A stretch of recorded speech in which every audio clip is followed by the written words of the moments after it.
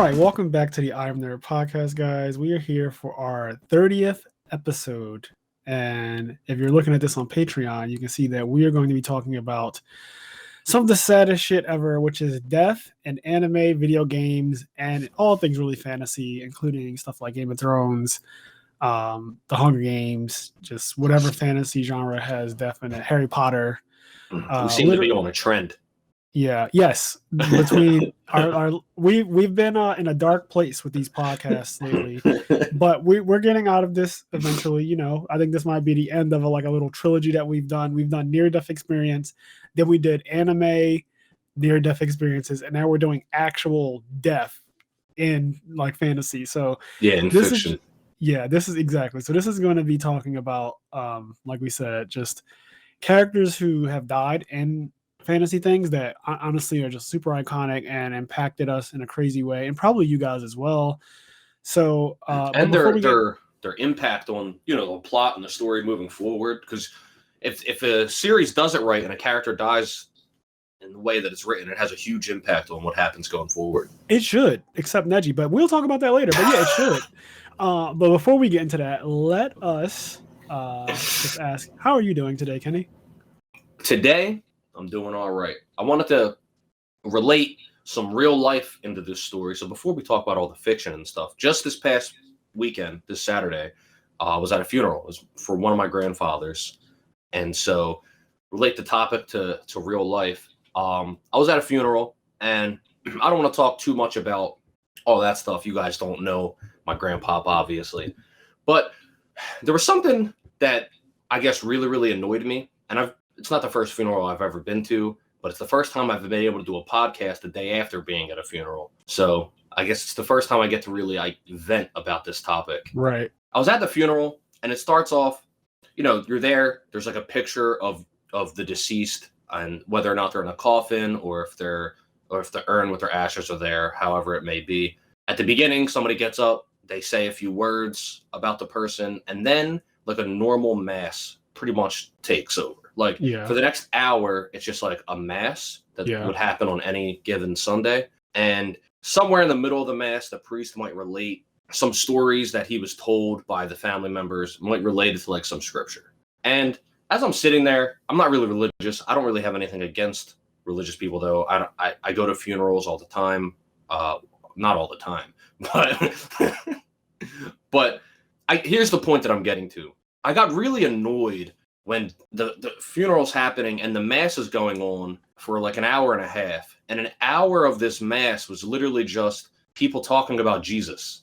Oh, God. And my point of view is like telling stories about Jesus and scripture and all this other stuff. And my point of view kind of is just like, you can talk about Jesus every day.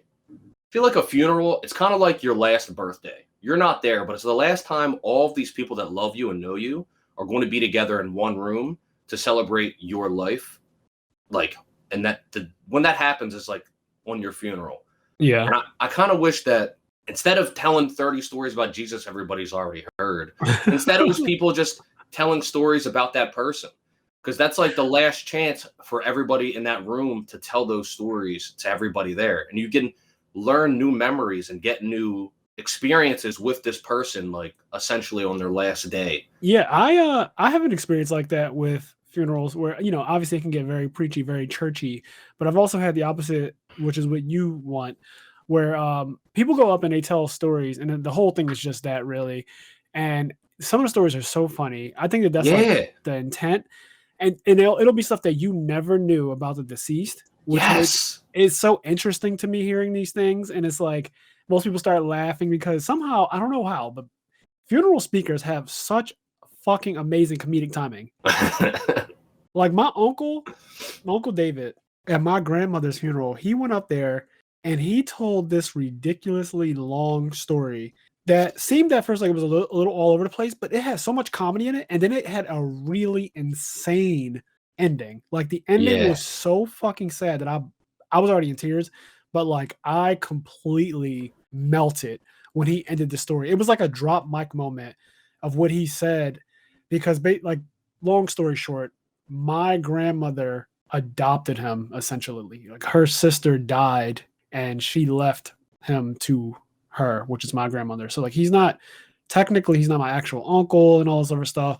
But like the way he ended it by saying like the two sisters are finally together again, and he said something about like I gave you a job to do from his real mom's perspective. He said I gave you a job to do, and you did a fucking great job. To my grandmother, like as she like meets up with her sister again in the afterlife, and that shit ruined me. Like he said it in such a much more poetic way. Yeah, yeah, But of when I course. tell you Yep. that blew my mind because I just didn't see it going there. And that whole line about like I gave you a job and like you fucking killed it. I just oh my god, I just fucking melted. Like it's coming back to me. You guys know Yeah, I can get yeah. pretty emotional. I'm not trying to go there again, but that shit, like yes, I appreciate a specialized service for the person that's more so focused on the person and not necessarily like, like you said, 1,000 stories about Jesus that we've Yeah, all heard a million times. Like Jesus, for people who are very religious, like, that's fine. Again, I don't have anything against super religious people or anything like that either. I went to Catholic school my entire life. And my dad preaches now. Like my mom's also like half of a preacher or something. So yeah, I have religious people all around me in my family, but I can do without all of that. Like organized yeah. religion, I'm not a big fan of. Yeah, I have some members of my family very devout religious, and that's fine. Like I said, and I've got nothing against that. And regardless of the religion, we're mostly at the moment talking about Christian, but it doesn't. Yeah, I don't care.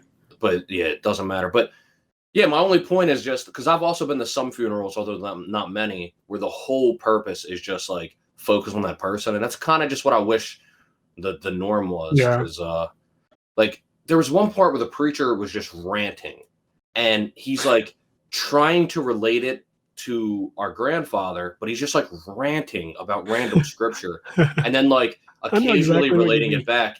And I'm just like, what is this guy even fucking talking about? And then they'll start singing. And then there was this one part where the lady was a beautiful singer. The lady, she was like playing the piano and singing, a beautiful singer. But then the one priest was singing with her, and he was just consistently off key. Like he was, she would like sing something. Like let's just say she would say like "Amen," like "Amen." Like she would say that, and then I swear I saw like 2 seconds after she said it, she's on the next line, and the priest was like "Amen." I was like, what? I was like, why is he so late? Like, Oh man, this but it was sounds just, more. it Yeah, was just a rant. this But sounds more comedic than I bet it was intended to. But yeah, yeah, no, it was. But I just know there at some point, like I looked around the church, and when he was just ranting, I kind of looked around and I could see in people's faces like this isn't what they're here for. You know what I yeah, mean? Like all of those people would much rather somebody go up and tell a great, like a couple funny stories, sad stories about this person, and then some of them will be stories that you knew and loved for a long time, and then some of them will be stories you never heard before that give yeah. you some new memories for this person that's already passed away. And I don't know, that's a little bit of the little bit I wanted to kind of say at the beginning. Yeah, no, that's you I mean you literally just experienced death in your family and we've been talking about death a lot. We probably spoke it up a little too much. Hey man, If you ask me, but it's a little too close art for him. imitates life. It does. And yeah, at this point we are artists. We're content creators now. But I am glad that you're doing okay and that your grandfather's in a better place and all the cliche things that people tend to say. Yeah, yeah, yeah. And I mean, I care about you because we've been friends for so long and I don't think since I've known you, there hasn't been too much death in your family that I can really recall. So, but me and you tend to have like the same kind of outlook on the whole thing, and just Yep. not we tend to be a bit stronger than most people when it comes to death, and just kind of our outlook on it is like everyone dies. That's kind of like how we Yeah, both feel. it hurts, and but you gotta keep moving forward. Yeah. Certain deaths are going to hit you harder than other deaths. Speaking of which, let's get into the very first one. Okay, So, what's the very first one? so the very first death that I actually want to talk about, and you can see I got this fucking collage behind me of fucking Yeah. all the different deaths that I just thought out randomly. I wrote a list of all the ones that really impacted me, and I'm sure you'll have some. A lot of them are probably cross paths because we watch the same shit. But I have up here L from Death Note. I have Ace from One Piece. I have Arif from Final Fantasy VII. I have Nina Tucker from Full Metal Alchemist. I have Erwin from what's it called? Erwin from I'm just gonna let you ride. I'm gonna just let you ride okay, it out. sorry. Erwin from Attack on Titan. Jesus, that was bad. Especially because Attack on Titan's in my top 5 anime of all time. It's like literally right now, pretty much my favorite anime next to Death Note. And then we have Jiraiya from Naruto, and we have Kite from Hunter x Hunter. There's also more that I couldn't even fit into this collage, or more so I didn't want to shrink all the pictures down so small that I just fit even more, because this can go on and on and on as fantasy deaths. But the one that I have up here that honestly, I'm not gonna lie, probably out of all of these affected me the most was fucking Jiraiya. Like, and I think we did talk about this a little bit in the past episode, but I always go back to like good and bad ways to kill off characters, right? So I could go out of anime and talk about Demon Slayer, because I think that Rengoku's death in Demon Slayer in the movie Mugen Train, I don't think it was really well done, at least because of the pacing of the anime. He was introduced to us and then they killed him immediately after. So I literally didn't feel anything when he died. Like, I didn't. I felt more when Tanjiro was upset about the whole situation, how Tanjiro reacted to the demon running away, than I did from like him actually dying and me being like impacted by that character. That character did not have enough time for me to grow attached to him to feel something. However, the exact opposite can be said about a mentor, a sensei, and Jiraiya's death, because Jiraiya has been around since literally early Naruto, like not Shippuden, just early Naruto. Yep. Regarded as legendary Sannin, regarded as one of the most powerful ninjas in the entire franchise, or so we thought. And just a very respectable person, very revered person, and somebody who you see a lot before he dies. Like before he dies, there's a lot of manga chapters that have Jiraiya in them, a lot of content that has Jiraiya in it. You've seen him fight at this point. You've seen the whole love affair, or like the love he has for Tsunade that never really panned out. He also mentions that like that was the other time he came close to death outside of Naruto going Four Tails was when he peeked in on Tsunade and other women like bathing, and she fucking broke every bone in his body or something like that.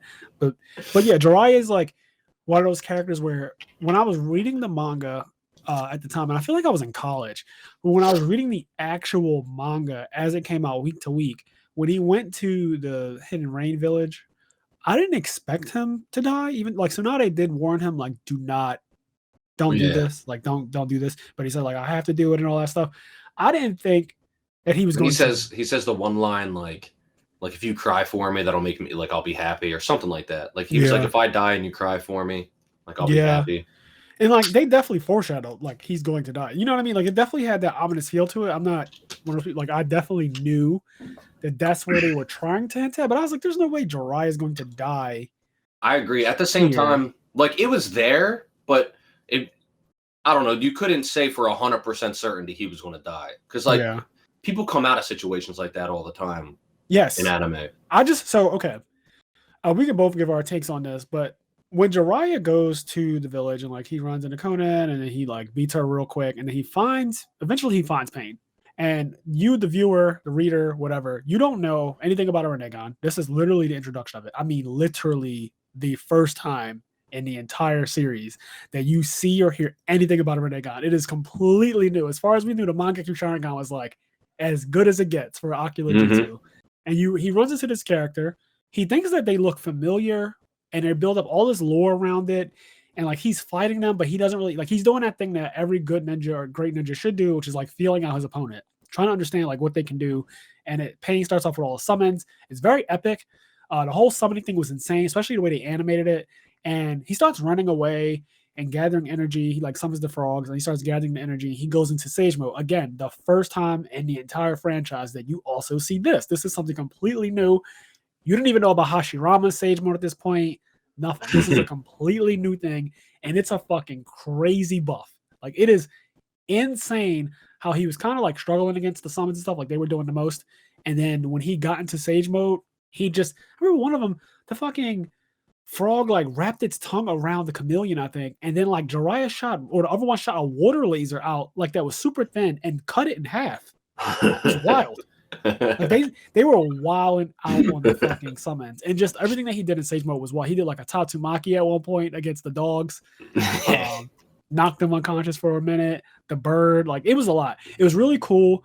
Very big, a crazy powerful fight. I actually consider it to be like one of the best fights in Naruto. Period. Most people when they talk about like best fights, they don't really bring it up often. But Jiraiya versus Pain, I think, is actually a fucking amazing fight, start to finish. It's very, very good, especially because you don't know what's going on with either one. You don't know Jiraiya's at this point. You don't know Jiraiya's abilities anymore either. Like everything he does. You know, when he did the Odama Rasengan for the first time, I was like, holy shit, it's like a spirit bomb. That's exactly what I said. I said he just used the fucking spirit bomb. Yeah, it's fucking wild. And then Pain absorbs it and everything. And it's that whole thing, to me, when I was reading it, the panel of the gigantic Rasengan coming out, I was like, wow, this is next. Like, Jiraiya really is the shit. Like, this is when I thought, you know, this guy is insane. I see why he's so feared and revered and everything. And then I come to find out it's like an incomplete Sage mode at that. So this is not even like, if you know, this is not even mastered. He had to use the toes and everything to get it.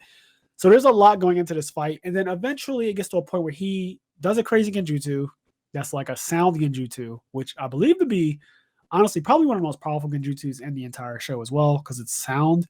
And I think there's only one other ninja that I even know of that did something like that, who was honestly, or one of the Orochimaru subordinates, one of the sound 5 or whatever they called, but she had the flute. She could do like that kind of thing. So sound genjutsu is wild to me because how do you stop yourself from like hearing? But then like it took out the 3 pain bodies, and then he thinks he won, I guess, and he's walking out, and then a new body that wasn't even part of the fight like slides up behind him, and he's like, "I thought you told me never to let your guard down, Jiraiya Sensei." Yep. And he fucking, the next panel is Jiraiya with his arm blown off, and then he gets killed. You know, long story short, all the bodies are brought back. We've all seen it. We've all read it or whatever, and Jiraiya gets fucking actually murdered. And even as this was happening, even as he's literally getting stabbed up and shit, and like they're fucking him up real bad, I still thought, I don't know how, I just thought that somebody was going to come. I thought maybe Tsunade was going to come and like, I knew you needed back up with some crazy medical jutsu that like, you know, gets the stakes out of his back and then fucking seals those holes up. He got like 5 rods in his back. I thought something was going to happen. I thought Kakashi and maybe, I don't know, I thought people were going to arrive to save this man. Kind of like when Kakashi was about to get his heart taken out and then fucking Naruto came in and like, you know, the rest of the ninjas came in. It was like, okay, now Kakuzu's about to get jumped by a bunch of high-level ninjas. You know, that's what I thought was about to happen. I was like, they're not going to kill Kakashi. And then they didn't. I thought Jiraiya was going to have the same thing, but they actually let him brutally. I mean, it was brutal. He also got like, one body shot a missile at him, and it blew up the fucking little platform he was on and shot him into the water. So he started drowning. And he talked about how his lungs were crushed and he couldn't speak. It was a lot. And go ahead. I'll let you go.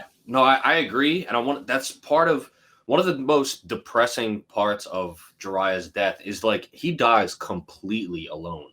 Like, yes. Oh my God. He's just completely alone. He has no backup. Like, I mean, there's the panel where you see him sinking like into the water and shit. Yeah. And it's just, it hurt. Like, it's a crushing feeling as you're reading it. If you're invested in the story, yeah, like, it's pretty crushing because he has nobody at that moment. Like, he's just alone. He's getting overwhelmed. Like you said, the Renegon's not something anybody even knows about at them. Like, it's not something he could have really even prepared for. Literally forethought to think of. Like, and he just gets completely overwhelmed, and he's completely alone when it happens. Like, there's nobody to kind of carry on.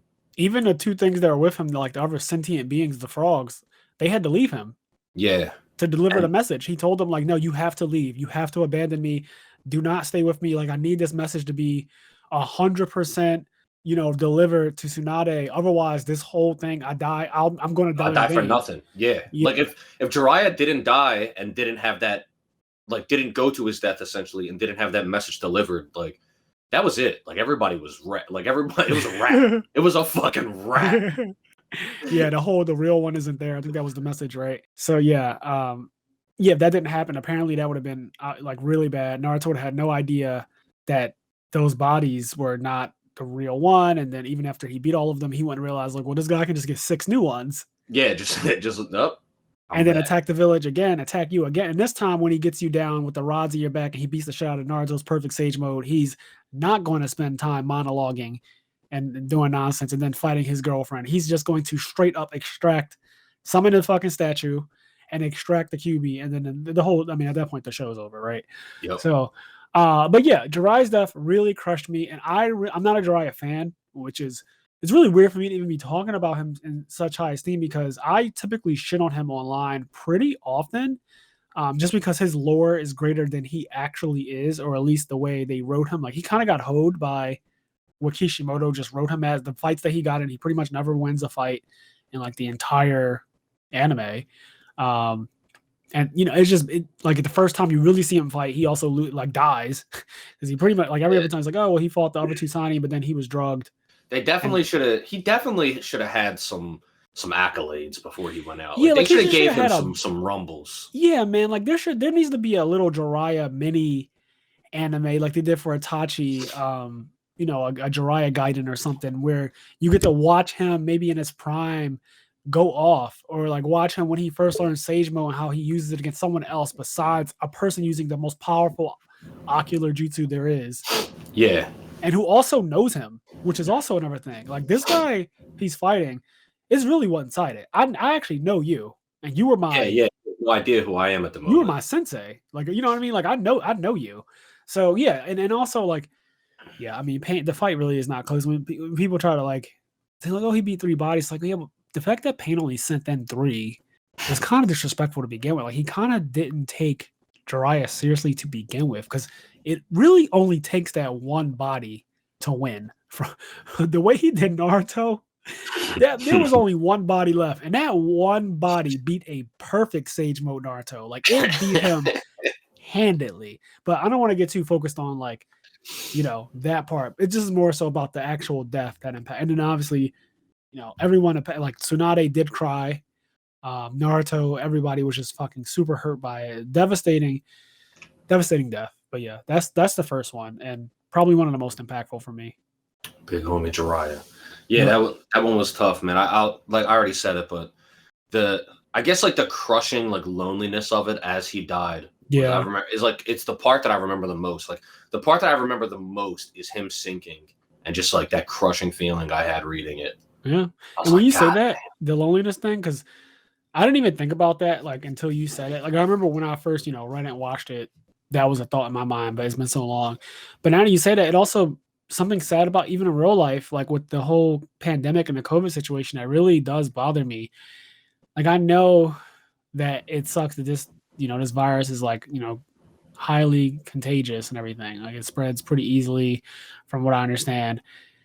But like people who die from it in hospitals are dying alone typically, and that shit is super sad to me, and I really hate that. I remember when I first heard that in 2020, that the people who are in the hospitals dying of COVID are not allowed to have anyone visit, or like in their final moments, there's no one there with them. And that is a type of hell. Like that really is, man, that's fucking, even when I went to the hospital, I was hospitalized for a couple of days in October, and I wasn't allowed to have anyone come with me to the hospital. Like they literally told like anyone who was with me that like, no, like he has to come here alone. And also, even when I got a room to stay overnight, they told me that I can only have one visitor per day. Yeah. So that's all. Like it's hard. It's really hard. And there's a lot of stories of, and however you might think this actually plays out, but I know a lot of like anecdotal stories, like personal stories, people I know of where like a person's basically on their deathbed and they hold out until like basically everybody comes to visit them. Like at some point, everybody comes and visits them and says hi, or like their last goodbyes, and they end up dying like the next day. That happens so many times, where it seems like they were almost willing themselves, like forcing themselves to like hold on until they got to say their goodbyes, and after that they sort of like let out that final breath, and just like that was it. Yeah, that's true. And so if you have nobody that can come visit you at all, you know what I mean? Like you probably early pandemic, you weren't alled to have anyby. You die quick. Like you would probably just pass quick. Like there's nothing to hold on to. You know what I mean? You're just depressed. I bet. This is a little dark, but I bet that some people even probably like begged and cried, asking, could they please see their relatives. You know what I mean? Like imagine, yeah. Anyway, I want to get off this. This is like, we have a lot of depth to talk about today, and I know this is a bit of a dark episode, but this is all like death and fiction. But we are, because of the situation of the world, we also relating it to real life, which was kind of unexpected. But that's what you get from the IMNerd podcast. Just you never know. All right, so let's pivot over to the next one, which is not an anime; it's a video game, and it's from Final Fantasy VII: The Death of Arif.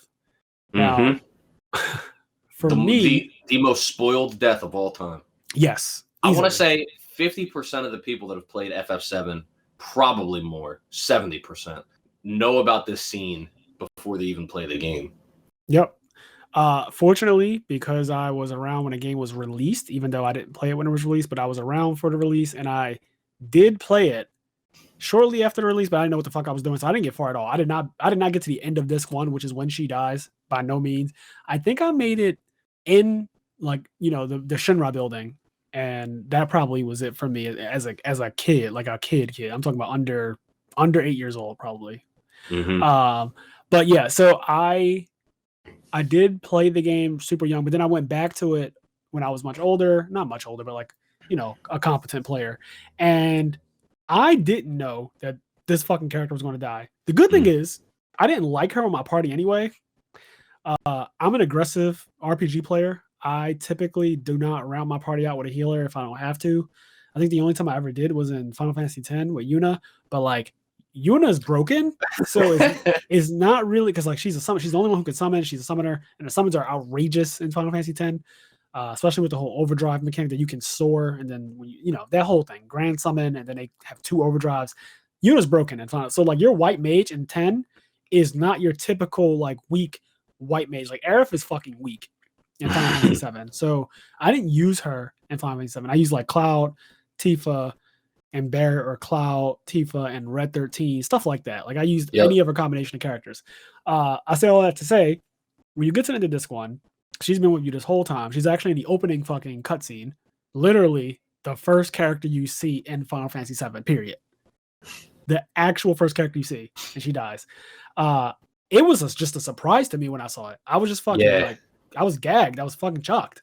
I didn't expect it. It comes out of nowhere too. It's not like it just literally comes out of nowhere. I mean, literally comes out of nowhere. It does, and it's one of the, especially if you played it at the time. Something that makes this scene, I think, very impactful is that prior to this, I'm not a graphics guy. Like I love me some 16-bit SNES games, but yes, prior to this, if you've been playing video games, they're like 16-bit, they're sprite-based. All the RPGs, when somebody died in an RPG prior to FF7, their sprite would just like bloop and just kind of fall to the side. There's like a little bloop. But this was one of the first times you played a video game and you watched somebody get fucking impaled. Like you watched them die, and it wasn't just like their sprite plooping to the side. You know what I mean? Yeah. And that was fucking huge. Like that was I don't know, it was just like a really, really, really big moment. Yeah, it was. And seeing Holy, her little, she had Holy in her hair, and how it like drops out and then it bounces and falls into the water, and then seeing Cloud shortly after lay her into the water and then let her body go down, which is probably not the best way to get rid of a dead body, but yeah, he like lays her in the water and everything. That whole thing is really sad. And then Sephiroth, if you were watching this on Patreon, Sephiroth in the background fucking literally having a ball. I mean, he's like literally in the background laughing with his arms raised in the air, and he's like chuckling and shit. I remember the scene. It's wild. It's actually very sadistic, very wild. So Final Fantasy VII Remake, one of my favorite games that came out in 2020. Well, actually, my favorite game that came out in 2020. Period. Love the game. I think the game is fucking fantastic. I am so fucking good. It's so good, and I think that. Well, no, I should say I'm curious about how they're going to kill Arif in Final Fantasy VII Remake, because the graphics that we have now, that game looks beautiful. I always talk about the scene where she comes out in a red dress if you do all the right requirements when it's time to like dress up Cloud as a girl. When Arif comes out in that red dress and the fireworks and everything happen in the background, that iconic scene, it blew me away in the remake. I can't imagine the emotion and the tension that they're going to create when it's time for her to die. And because they're changing things here and there, which I am actually here for, that she might not even die in the same way. Like it Yeah, might be more, dude, the story of Remake is so cool. Like yeah, it really is really cool. yeah, I agree. It's Because so good. that's one thing I was wondering when we were going through Remake on the stream. I was like, I wonder how they're going to end this game because like I know that it was only the Shinra arc, Yes. and I thought it was cool that they found a way to end it with a Sephiroth fight. They were like, listen, y'all, it's FF7. We got to end it with a Sephiroth fight. I think that was cool as shit too. A lot of people, not a lot of people, but some people, the people who I guess are purists are like, just don't want things changed at all. They really hated the shadowy things that were moving the story along. Like they kind of can change fate or whatever, or they try to keep fate the same. They try to keep things the Yeah. same, like the way they're supposed to go. They try to make sure that certain things happen. And what Cloud and Arif and everybody else is able to do is actually like change things. People don't like that. And people didn't like that you fight Sephiroth at the end of disc one because they're like, well, who are you going to fight? And I'm like, he's not dead. It's fucking Yeah, Sephiroth. Like, he's how do you not know that? Yeah, he's not. Also, the thing that I think is kind of cool, maybe some people think it's cheesy, but I think that something that's cool about the Final Fantasy VII remake is that it's not just a remake in name only. Yeah. The story of FF7 remake is almost like they're like Sephiroth. At least the impression Sephiroth is aware that FF7 already happened. Like he's aware of the separate timelines. Almost. Yep. Like he's trying to change things. And there are theories about that when he says 7 seconds to the end and stuff like. There's definitely some allusions to maybe this game is actually connected in some way to the original. Yeah. This game's almost a sequel to FF7 while being a remake of FF7, which I think is pretty fucking interesting. And if that turns out to be a reveal, that's going to be mind-blowing just by the fucking way. Like, that will be insane. But yeah, also, because didn't they allude to Zack being alive in Remake? I don't think so, but I don't want to say definitively no because I haven't played it, and now it's November. I haven't played it in a year. So I don't want to shoot it down and say definitively no, because there's YouTube videos I'm sure out there that are think pieces and analyzations of every little piece of dialogue that can probably prove or disprove any theory that people have at this point. So I'm not going to say yes or no, but I don't think so from my memory because I feel like that's something I will remember. But again, the way last week with WandaVision's episode, the whole Malcolm in the Middle being in the case thing, like that shit like in your mind's eye, you're like, no, that wasn't there. And then we went back and I was like, yeah, that actually is a thing. So it could be. But yeah, it's called Remake, and it's not just a port with better graphics. It's not literally just, put game into a new system, upgrade graphics, and leave everything exactly as it were. That's not what this is. This is literally a remake. The word remake is very important here. Mm-hmm. So yeah, but Arif's death was shocking to me because it wasn't spoiled, thankfully, because I was just fortunate enough to be around when the game first came out. And I definitely felt bad because even like Cloud landing on her flower bed, her giving him the flower in the very beginning of the game. Yeah. There's a lot of you staying with her mom over, or her, at the time you think it's her mom and everything, but like you staying over her house and then having to sneak out so that way she doesn't get involved with you because you're an Avalanche and that whole thing. You don't want somebody who's kind of pure and innocent, somebody who literally is a gardener, to get involved with that. So there's a lot of like emotion and stuff that goes into this character throughout the entire story. You find out about her being an ancient and all of that stuff. It's a lot, and they develop her character quite a bit. It almost focuses on her the entire disc one, really. Like there's a lot of focus on Arif. So when she does die, it's like, holy shit. And RIP to the people who actually trained that character and had her on their party for most of the game. Yeah, that's a lot of RPGs, except for the ones where you have like 14 party members, because some games give you so many party members. But in games where you have a somewhat manageable party size, I try to train all of them. Like obviously I'll have my favorites. Yes, always. But I'll try to train all of them. So I definitely had Aerith trained, and that shit definitely hit me. Like narratively, everything you've already mentioned. But then additionally, I was like, I fucking use her. Like, how they gonna just take I use her? Like, what the fuck? I fortunately did not. I got off scot-free with that one. When she died, nothing happened to me. I was like, oh, all All right. I just had to take her materia if she even had any. She might not even have had any. But yeah, that part is crazy. And yeah, people who actually invested in that character and trained that character. I kind of feel strange when I was playing Remake. I low key was like, I don't want this girl in my party. Like low key, I was like, I kind of because I didn't know how this one was going to end. I didn't read any spoilers for Final Fantasy VII Remake. I didn't know that it was only going to stop. It was going to stop before her death. Like or maybe I did. Maybe I knew that it was gonna. I know. I knew it was an episodic thing. I knew they were doing that. I don't know if I was fully aware that it was going to stop at Midgar.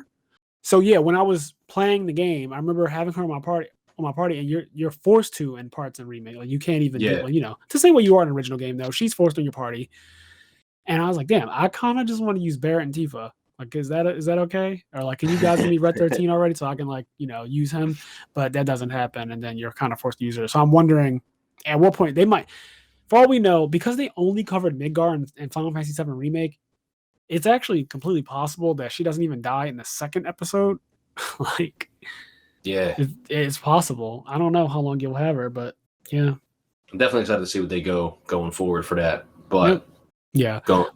Yeah, well, okay. Yeah, but let's pivot over to let's do L from Death Note. This one's pretty good. So Death Note is my favorite anime of all time. Second favorite manga of all time, next to One Piece. And the death of L, me being a person who Death Note was out for a while and I never watched it, never cared for it, but my best friend used to watch it in English, and I just would like do something else, be on my Game Boy or whatever. PSP maybe at the time, whatever it was, but I was not interested in it at all. I thought it sounded stupid. And when I first watched it, I don't know. I was pretty old when I first watched Death Note. Like, actually sat down in Japanese and watched that shit, and blew my mind away the very first time. And then I found out about the manga and that there's like slight differences and stuff like that, and blew my mind with that too. And then I watched the movies and was like, whatever with the movies, but still watched them anyway. And Netflix fucking made that really that abomination a couple of years ago. That Netflix movie is OD. Yep, abomination, fucking awful. But yeah, in the anime, let's just do the anime.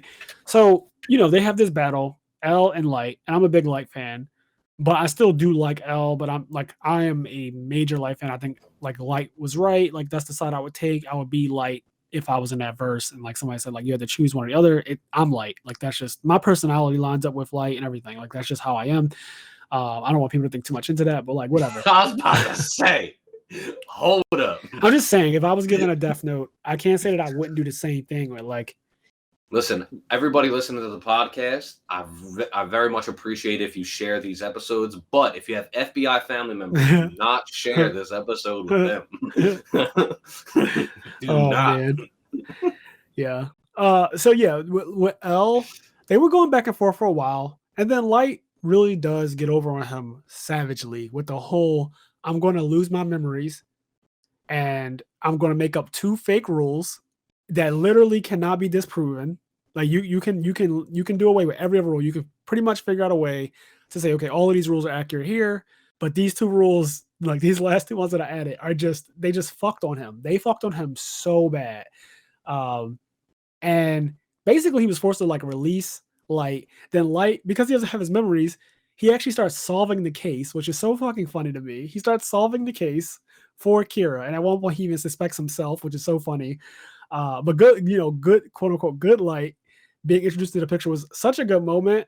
And L still thinks like it's you, motherfucker. Like I don't care. Like what is going, like it's you. Like get the fuck out of here. Like at no point. L still was looking at this motherfucker sideways like it's you. I don't know what changed about you in the last couple of days, but it's you, and I'm not letting go of that. No matter how nice you are, no matter how fucking fast you're solving this case, no matter how many things you find out that I didn't think about, I don't care. It's you. Yeah, he was like, all that bullshit aside, like yeah, like did this shit. Yes, so I thought that was fantastic. I think the entire back and forth, the first 26 episodes of Death Note, literally some of the best anime ever, like literally ever, is up there with Attack on Titan and shit like that. I mean, it's the predecessor. It's so good. I have a lot of respect for Madhouse as well. But when it comes down to it, at one point Light tricks Rem who's also an enemy of his, into killing L, and it kills both of them because of a death god saves a human, they die. So like Yagami Light just being the god that he is and killing two birds, one stone, literally. Um, that scene was crazy. Also because L knew he lost. Like it's very clear that he was aware in the chapters and in the episodes leading up to his death. He realized that it was over. And they have that one scene in the anime where like he washes Light's feet. It's kind of like an allusion to God, because I think Jesus does something very similar. But yeah, there's like they're really close and everything. But at this point, like Light is back. You know, he got his memories back. He's completely Kira again, and he's looking at this motherfucker like, I don't know what's going on. Like I can't wait for you to die. Like I'm ready. You know, he's been ready for this man to die the entire time. I cannot wait for you to die. And all this is happening. Like L's aware of it, and then there's that moment where Watari and like Watari's in one place and L is in his chair. You know, the way he sits in his chair, the cool way with like his feet up and everything. And yeah, Rem writes his name and he fucking falls back slowly. Like you get that shadow effect. Yeah, he you has get that the heart spoon, attack. like the spoon bouncing on the floor. Yep. And it's an iconic moment because a lot of people are L fans and you probably don't expect him to lose that way. Like you don't expect him to actually die. I don't think anybody expect. At least I know when I was going through it, I didn't. I did not expect. Okay, first of all, L dies, and then the story's not like the story goes on for another fucking however many chapters and episodes. You're not And like it's I was like, there's a 5-year time skip. yeah, I was like, holy, look, I did not expect Death Note to continue. Like I thought the end of Death Note would be the conclusion that L Light, but yeah, I thought L dying basically in the middle was kind of crazy. Yeah, and I also thought that L, because of just how stories are normally written, I thought that L was just going to win. Yeah, if I'm being honest. Like I thought L eventually was going to close in some brilliant, genius way and win. I thought that he was actually going to win. I kind of wish that they did an anime of Death Note, like a full anime, not a movie or anything, where L does win in some brilliant way. And it's just like it's 26 episodes. Maybe they don't have to do all 26, but I feel like little things should be changed so that it kind of comes up with that conclusion. So, you know, maybe make it worthwhile so that way when we're watching 26 episodes over again, there's things that do change that maybe Light does and L finds out about, or he makes mistakes that eventually add up to him getting caught. And it's like a brilliant, you know, opposite of the original a Death story. Note remake. Death Note remake. Death Note remake. I would be down for that. But that death impacted me a lot. Even though I don't like the character L, I wasn't really like, I won't say I was too happy about him dying. I was just shocked. I was just fucking shocked. That's the word to use. I wasn't cheering about it or anything like that, even though I was firmly a Yagami Light fan. I was just blatantly shocked because he also killed Rem. I just couldn't believe it. I was like, wow, this guy is. I read that chapter in class because I used to read Death Note all the time during art class. Smart because my art class was a fucking joke. Like it started off as like a real class, but then the teacher got fired and there was like multiple different replacements and it just became a complete joke where nothing ever happened. So it was basically just a free period. Right. And I would just read manga in there or blatantly play my DS. And so I read all of Death Note in art class. Like I had the manga, like instead of like I could have read them at home or whatever, but I purposely was like, oh, I'm gonna read this volume in class tomorrow. Like yep. So anyway, I remember reading that in class and just my jaw being open. I don't know how you held yourself together. I don't know if I would have been able to do that. I was just staring. I was like, holy fucking shit. Like, and I'm looking at it and I'm rereading it. And it's kind of funny when I think back on it because you say, I don't know how you held yourself together. I don't really think I did. I just think that I didn't give a fuck about anybody else around me. Like, that's how I would, 100%. That's how I would be. Yeah. Like, I was just sitting there reading and, like, they were doing their own thing. Yeah, I don't know if I'd have been able to hold it together. But yeah, L's death is pretty big. And, like, Yagami Light's death is also pretty big, but I don't think it's nearly as impactful as L's. It's kind of like you expect. I mean, this is the only way the story could end, right? Otherwise.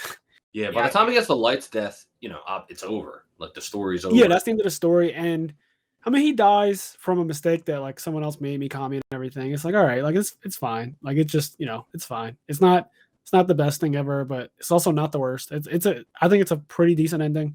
I do wish that they just let the entire anime or manga rather be L versus Light instead of bringing in Nair and Mellow. But that's when we do our Death Note episode, which is actually coming up pretty soon. I'm going to project that. I want to rewatch it, but I don't know if I want to rewatch literally episode 1 to episode 37. I might do like a YouTube review session where they just kind It's of an easy watch though. I don't know if you remember, but like week 1 when we first started this podcast, around that time I had just recently rewatched Death Note, and it was such an easy watch. I'm sure it is. I rewatched it all so fast. Oh, trust me, I love Death Note, and my problem is once I start episode 1, I can't stop watching it until I finish. Yeah. I have never once watched episode 1 of Death Note and just did not finish it completely. I don't stop. Like Yep. some people are like, "Oh, I only watch it till like L and Light." Like, no, I finished the entire thing because I actually enjoyed the entire thing. I think it's insane that for 5 years, Yagami Light achieved peace in the world. Like that's wild to me. So the whole time, like I like everything, the time skip, everything. But yeah, Death Note, L, Light, that was very iconic death, very big moment, I think, in manga history. So let's jump over to another medium. We have Game of Thrones.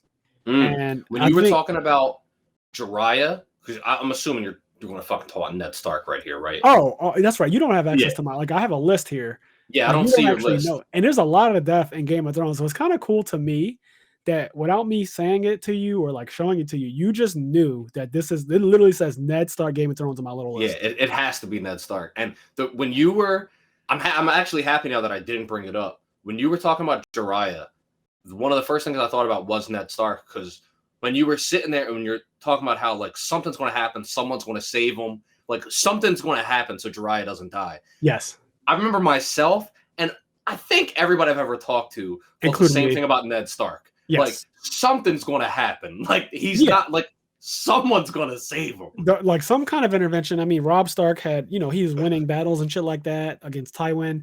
So it was sounding good. It was sounding like, all right, like, maybe Robb is going to storm King's Landing and somehow get Ned free. I don't know. I thought something was going to happen. This is me being, not just me, but all of us being naive to how dark Game of Thrones was going to be and became really quick. Yeah. We just didn't know how bad Game of Thrones could really get. Up until that point, the deaths that you see, there's some good ones in there, like the guy pushing, he pushed the guy out the moon door or whatever, and he falls down. That part's like, okay, that's a cool death. There's, other shit going on. The Hound kills the Butcher's Boy, which was crazy. He's like, oh, you ran him down on a horse and everything like that. And he's like, he didn't run very fast. Like just those whole lines. Like there's so disrespectful. It was. Like, there's a lot of death in season 1, but none of it quite compares to Ned Stark, especially because, and even in our Game of Thrones episode, we say this, he's the main character up until this point. Like he is very clearly the main character of the show. Yeah. And it's not until, he gets beheaded that you realize like, oh God, like what is this actually? And then, Jon Snow, Daenerys, and Tyrion become the main character. But watching this show, going through it, I 1,000,000% felt Ned Stark was the main character. And dude, I think I said this in the Game of Thrones episode. Like I was expecting, like Ichigo, somebody needed to come save him. Like yes. I thought some, like if you want some action, like I thought somebody was going to save Goku. Like I don't anything. I thought somebody was coming to save my man. I did not expect him to die, and that should definitely hurt me. And to just show his fucking head roll. Like the way they show his head roll is so disrespectful. And also Arya, I'm pretty sure Arya, she's watching it happen. Yep. And she passes out, I believe. Like she literally faints from this. Like she like climbs up on top of a statue to get like she can't see over the crowd. Yeah, she's watching. The crowd is like calling for it. You know how it is in mob mentality. They're calling for his death. They want it. And Joffrey at first, he's like, my mother is a woman and she's weak. Yeah. Just like that. Like, this is different. This is a different time. He was wilding. Cancel culture is not around yet. And my man he got up there and just said what he wanted to say. And was like, those are the weak emotions of a woman. And he goes and says, but I am a king. And as king, like this man is treasonous and everything. And he cuts Ned's head off. He has Ned's head cut off by the same sword that Ned used to cut off somebody's head in episode 1. Mm-hmm. a guy who a deserter, as they call him. He deserted his group because of the White Walkers, and that's punishable by death. So yeah, Ned said there's that whole omen about if you're going to sentence someone to death, you need to be the one who swings the sword. Mm-hmm. But as we know, Joffrey does not ever really kill anybody that he sentences to death, except the prostitute, which is only in the show and not in the books at all. She's not even a character, but in the show, he does kill that one prostitute with his crossbow, who was like an informant to Lord Varys and also an informant to Littlefinger. But yeah, he sentences people to death, but he doesn't kill them himself. And I guess that's like, you know how in Game of Thrones they have those things of like, oh, this is an omen, like killing somebody who you invited over and gave them food is like a big thing in Game of Thrones. It's like an omen to do that. Like that's a bad juju. So I guess the same thing was true with Ned Stark being killed by Joffrey like that. So, Joffrey gets his comeuppance later on, season 4, episode 2. Never forget it. And I couldn't believe the season not opened, but basically it opened. basically did though. Like, no, it really did open like that. Like it really did though. Like episode 2, my man got poisoned and killed, and he died terribly. I couldn't believe it. Look, because it was just the beginning of the season. I'm watching it, and I was like, holy shit! Like Joffrey is dying. Like, yeah, like he's out of here. He was choking. I got happy. And this is really sadistic because he's a kid, but I don't give a fuck. That character, can rot in hell. That character was fucking awful. So yeah, when Joffrey was dying, I was like, yes. I actually think I said it just like that. So I was like, yes. Like I was getting gradually more happy as I was watching it. Those little bitch characters that have too much power and like nothing to back it up. I fucking hate those guys. Drag them. Much. Get them. So fuck. Like during the one war, the Battle of Blackwater Bay, I believe it's called. Yeah, it's literally. And he's supposed to be on the front lines and all that other shit and like fighting with his people. Then his mom calls him back. And then, and he's like, well, I just have to go see mother. I must go see my mother. And he just fucking runs off. And the Hound looks up at him and like realizes how much of a coward he is. And he says, fuck the king. Yep. I love that because he's, the Hound also saw fire right before that moment. But yeah, not to get too invested in this, we're going to have another Game of Thrones episode. Of course, there's so much to talk about on this, but Ned Stark's death, and also, I guess, since we talked about it, Joffrey's death, 2 crazy, iconic, fictional deaths that had a huge impact on the entire fan base, of course. People cheered for one, and people cried for the other. Oh, yes. I can't imagine. What's crazy is there's so many people that exist on Earth. I guess there has to be someone that was happy when Ned died. I want to talk to that. Of course. Person. Yeah. People, I'm sure. Okay, so we can talk about this. Let's just spend a little time on this. When I rewatch Game of Thrones, right? Because, after you see it so many times, you start to notice everything. Obviously, knowing that it's a game, how Cersei says, you either win or you die. There's no middle ground. You obviously go back and you watch and notice all of the mistakes he makes. Mm-hmm. And that kind of makes me not as sentimental or sympathetic towards his death. Like when I watch it now, I kind of get annoyed at Ned more than I am like sad for him. Mm-hmm. Because he makes some really grave mistakes. Littlefinger literally offers him the gold cloaks, which would be the end of everything. Like that's it. He who controls the army controls the fucking crown. That's literally how it goes. That's why Tywin was stronger than Joffrey. Like when he comes out in season 3 and everything, season 4, Tywin controls the army. And like, what the fuck are you going? Like you're a child. Like even though you are the king and all that great stuff, like they listen to me. And also you're a child and I'm your grandfather and I'm not fucking scared of you in any way, like in any fucking fathomable way. Like I'm not even slightly remotely afraid of you. That's just not a thing. So yeah, when I watch all the mistakes he made, blatantly telling Cersei about his plans when Robert got back from his trip and how you need to leave and go in exile and he's going to chase you for the rest of your life. And all of this crazy shit. He made a lot of mistakes. Also saying like, I'm not going to, at first he was very stubborn about the whole Joffrey not being the real heir to the throne. And even Varys tried to talk him, like you need to go back on your word. And he wouldn't do it.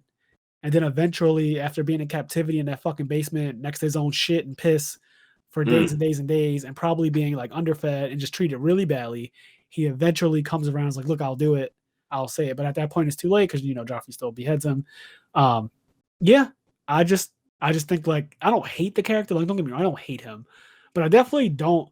He just didn't play the game well, so I don't Yeah, care about him in that regard. Like when I first watched it, I was like, damn. yeah. You have the power of hindsight now. Yep, hindsight is very powerful. It makes me look at the character like you played the game pretty awfully, actually. Like for someone who twice in the story, Ned was able to literally be the king of the Seven Kingdoms twice. He had two chances. One when the Kingslayer first killed the Mad King, and he could have just sat on the throne, and that would have been the end of it. And when Robert Baratheon died, and he could have wrote whatever the fuck he wanted. He really could have. But yeah, so and actually, excuse me, he did write what he wanted. I remember when Robert Baratheon is telling him what to write, they're telling you what Robert is writing. I mean, what Ned is writing, and it's not actually verbatim what Robert. He actually changes things up. Yeah, he changed. The main thing he changed is he says like my son Joffrey, and then he says like my rightful, and then Ned writes like my rightful heir. Yes, and he also says I will be like the one who watches over the Seven Kingdoms until the rightful heir comes of age. Yep.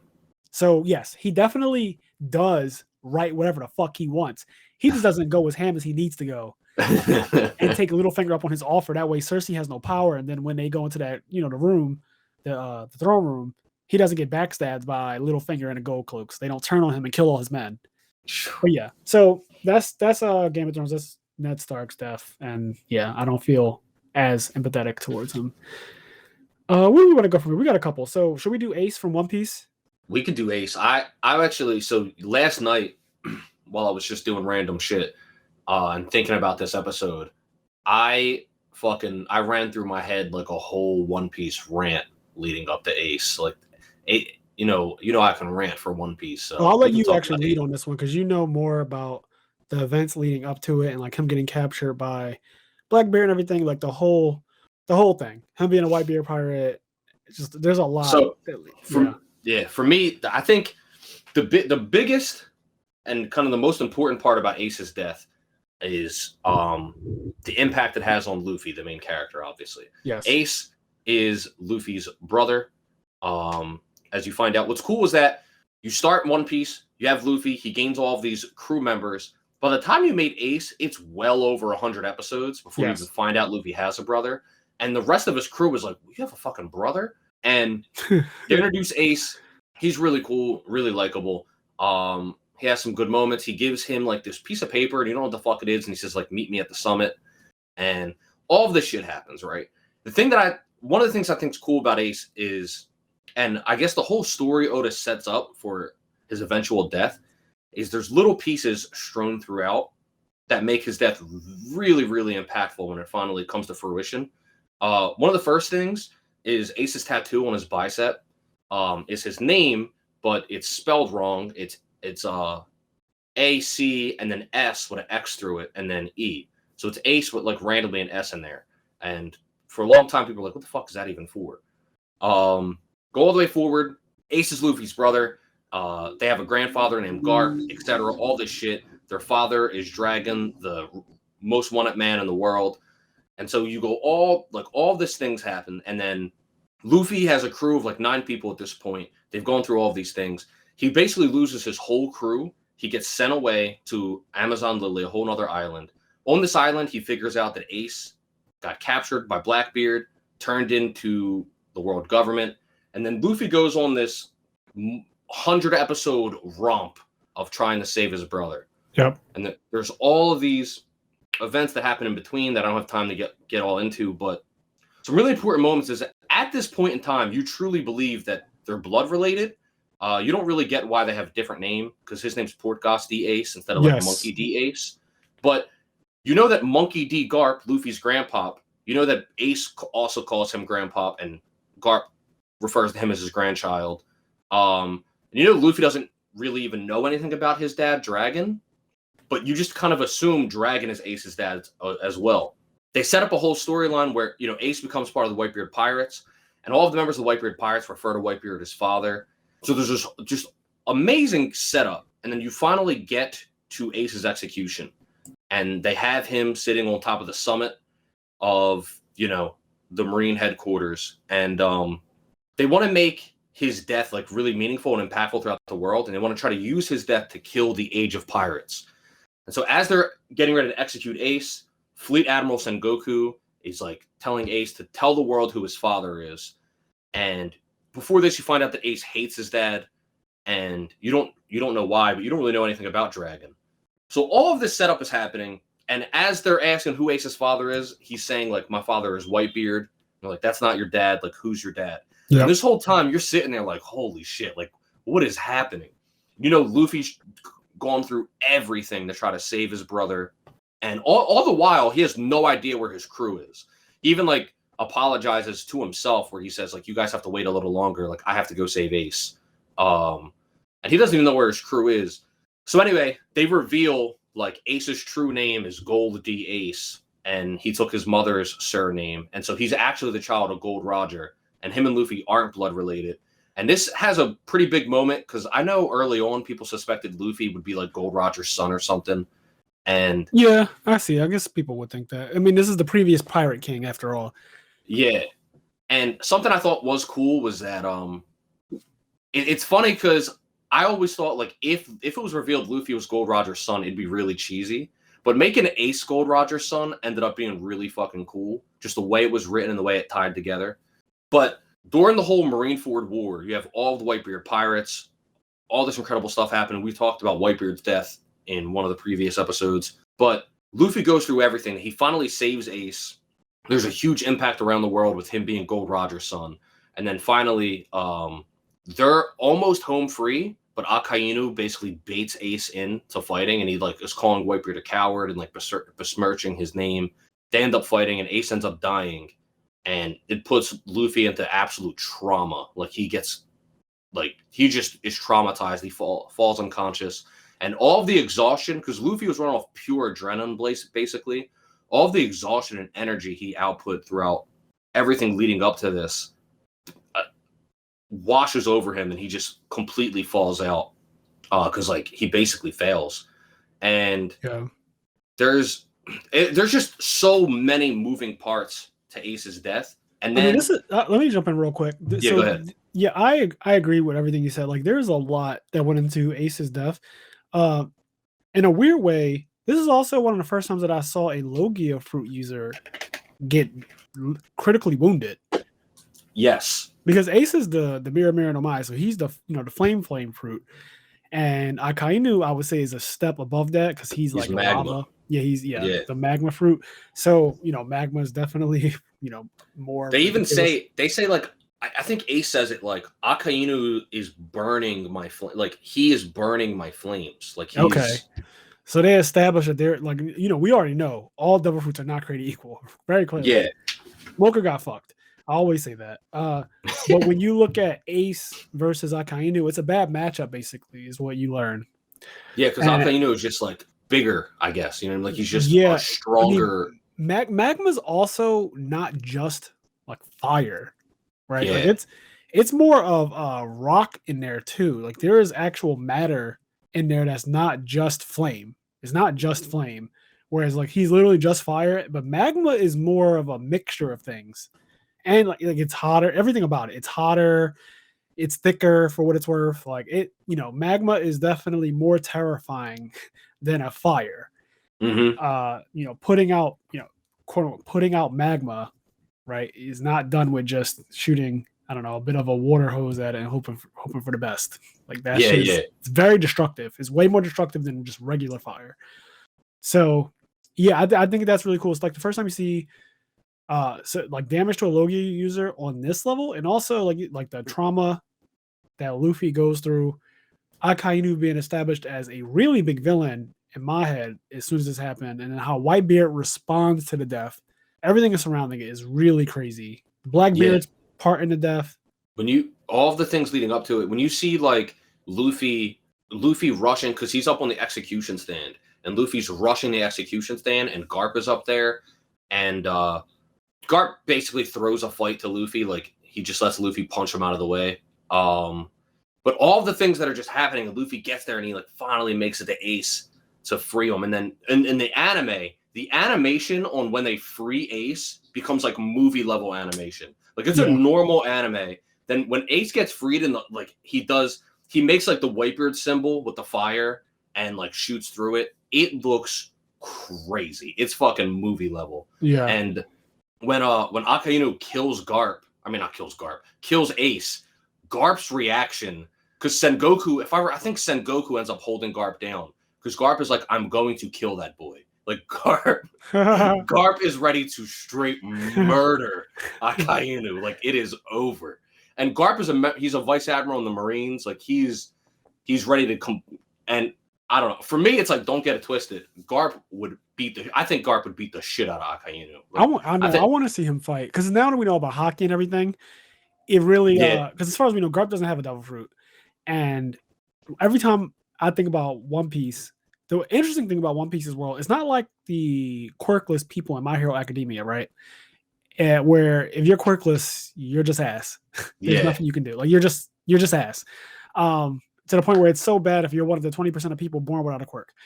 In One Piece, though, Oda found a way to make people who do not have a devil fruit sometimes stronger than people who do, and actually oftentimes stronger than people do. I'm not even just sometimes like Shanks and fucking Garp and Silva's Rayleigh. There's plenty of examples of people who are they're stronger than most devil fruit users. So Garp threatening Akainu basically is not to be taken lightly in this world. It's like, oh, how could you do anything to this magma? Once you find out about hockey, it's like, well, yeah, Garp can throw hands, and it's cool because they established pretty early on that for whatever reason, Garp can hurt Luffy because Luffy throughout the whole series, like normal punches or whatever, don't really hurt him.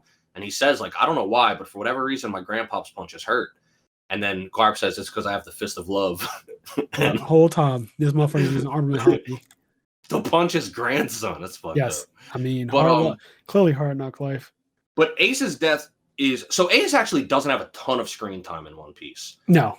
But the bit of screen time he does have, I think, is impactful. And the effect that it has on Luffy going forward is really, like, large. Or I'm trying to find a better word. But when we go... sort of the epilogue to Ace's death... When you have Luffy on the island with Jinbei and he's like crying, he's like, I have nothing left. Like, Ace is gone. And then Jinbei reminds him, no, you still have people left. And he thinks of his friends, he thinks of his crew, Zoro, Sanji, Nami, etc. And it re-inspires him, like, keep going forward for his crew and to, like, come back even stronger. And he goes, like, trains for 2 years to come back and save his crew. And then that's when we get the flashback and we find out about this isn't the first brother Luffy lost. Like, he lost Sabo. And to me, this is one of the coolest things that Ace had, like, a tribute to Sabo tattooed on his arm from the first time you saw him. Yep. And this is one of those things where Oda, it's one of the reasons why One Piece is so good. He knows what the story is 10 years ahead of time. Like, there was an homage to Sabo tattooed on Ace's arm 10 years before the name Sabo was brought into the series. Like, it's fucking crazy to me. Really good stuff. And then, like, I don't know, I guess one other thing for Ace is in the time skip, one of Luffy's, the first, like, finisher Luffy uses to finish off the first time skip arc, the Fishman Island arc. He uses Red Hawk on Hody Jones. And Red Hawk he essentially inflames, like, I still don't fully understand the mechanics of it. I don't know if it's actually, because he uses it again and it's still on fire. So I don't know if he's just, like, he's literally creating so much friction between his arm and the air that, like, it ignites on fire or what. Or if that's just some visual that we're seeing, but it's not real. Yeah, I don't know what is happening, but Red Hawk's Hody Jones, and I think I talked about this before, but I think it's the kanji of Red Hawk, when it's written, it can be actually read. So the name of the move is Red Hawk, but when you read it, you can also read it as Fire Fist. So the move itself is a direct homage to his brother Ace, because he was called Fire Fist Ace. And so Red Hawk literally also stands for Fire Fist when read in Japanese. Yeah. And in the anime, they can't really, when you watch an anime, they don't have, like, translation notes like they do when you're reading. I mean, they don't even have it in the official translation of the mangas. That's really only in fan translations. Yeah, which is all I'll read anyway. The way they do it in the anime, because the anime is audible and you're not reading the way the word is written. When Luffy does Red Hawk in the anime, it's like blinking between him and Ace, and it's like showing Ace doing a punch at the same time as Luffy doing a punch. So it's pretty cool. Yep, really good stuff. I love all of the stuff surrounding Ace and Luffy, and even though, like you said, he doesn't have a lot of screen time, so that was one of my gripes with Demon Slayer and Goku dying, and I don't really care about it because he was just kind of there and then dead. The major difference is that even though Ace didn't have a lot of screen time, he ends up having a lot leading up to him and surrounding him. There's an entire arc for There's multiple arcs. Yes. Yeah, really, yes. Like, actually, yes. Because all of Impel Down and then the like you said, Whitebeard War. We skipped all of that, but yes, there's a lot that leads up, but it's all for Ace's sake. Mhm. And to be clear, when you get to the actual war and Ace is there and he's prisoner, there's a lot of like Luffy screaming, Ace, like, you know, I'm going to save you and everything. There's a lot of that and a lot of this like want to save this guy. And then he actually does free him at one point. And there, I'm talking about, this is like 20 plus episodes before Ace is fully killed.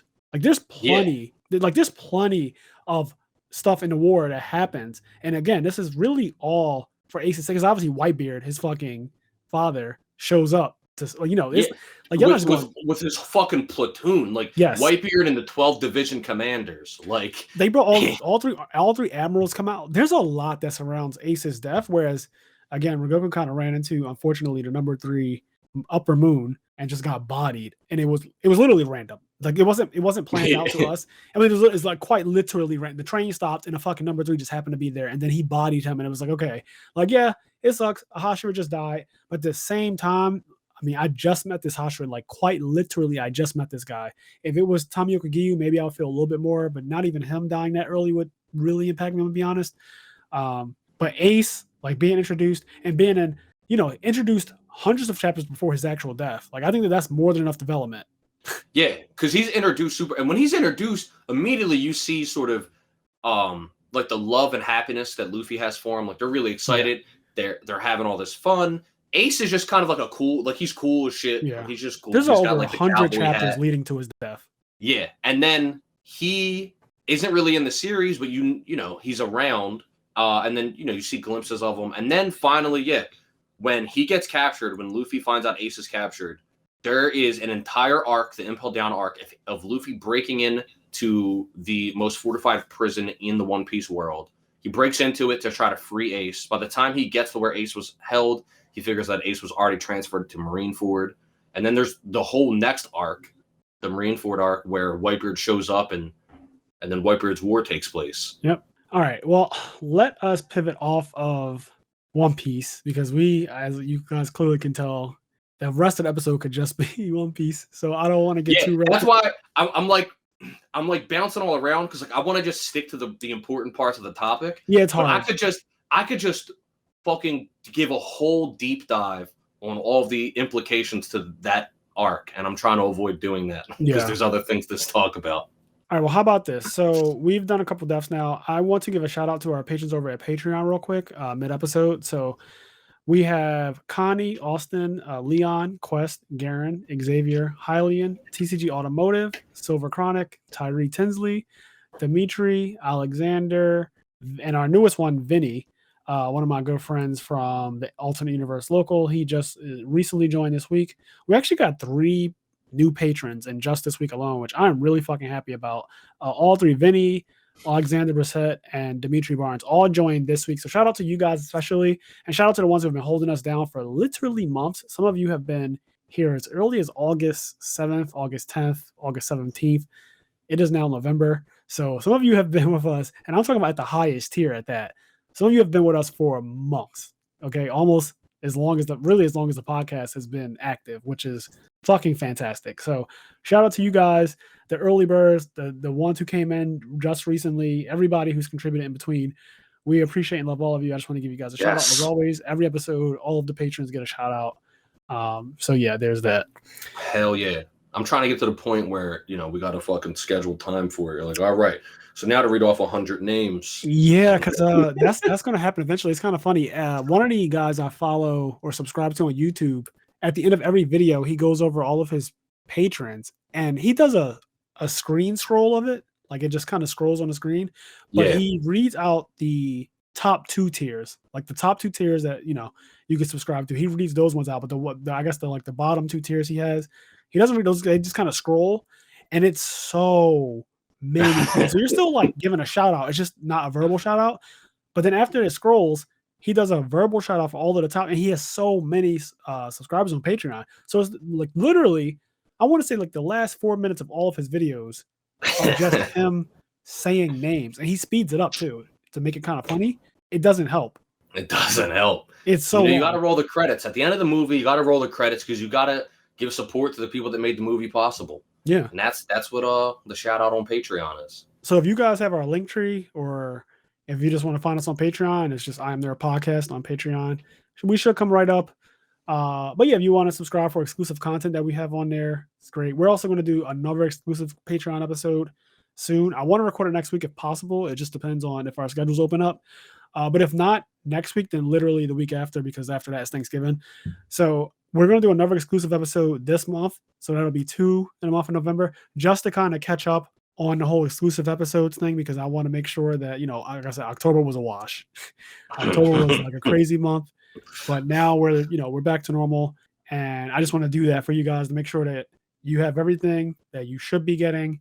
And yeah, that's just like another exclusive episode coming to Patreon. October was dry, yo. October was dry. October also came and went.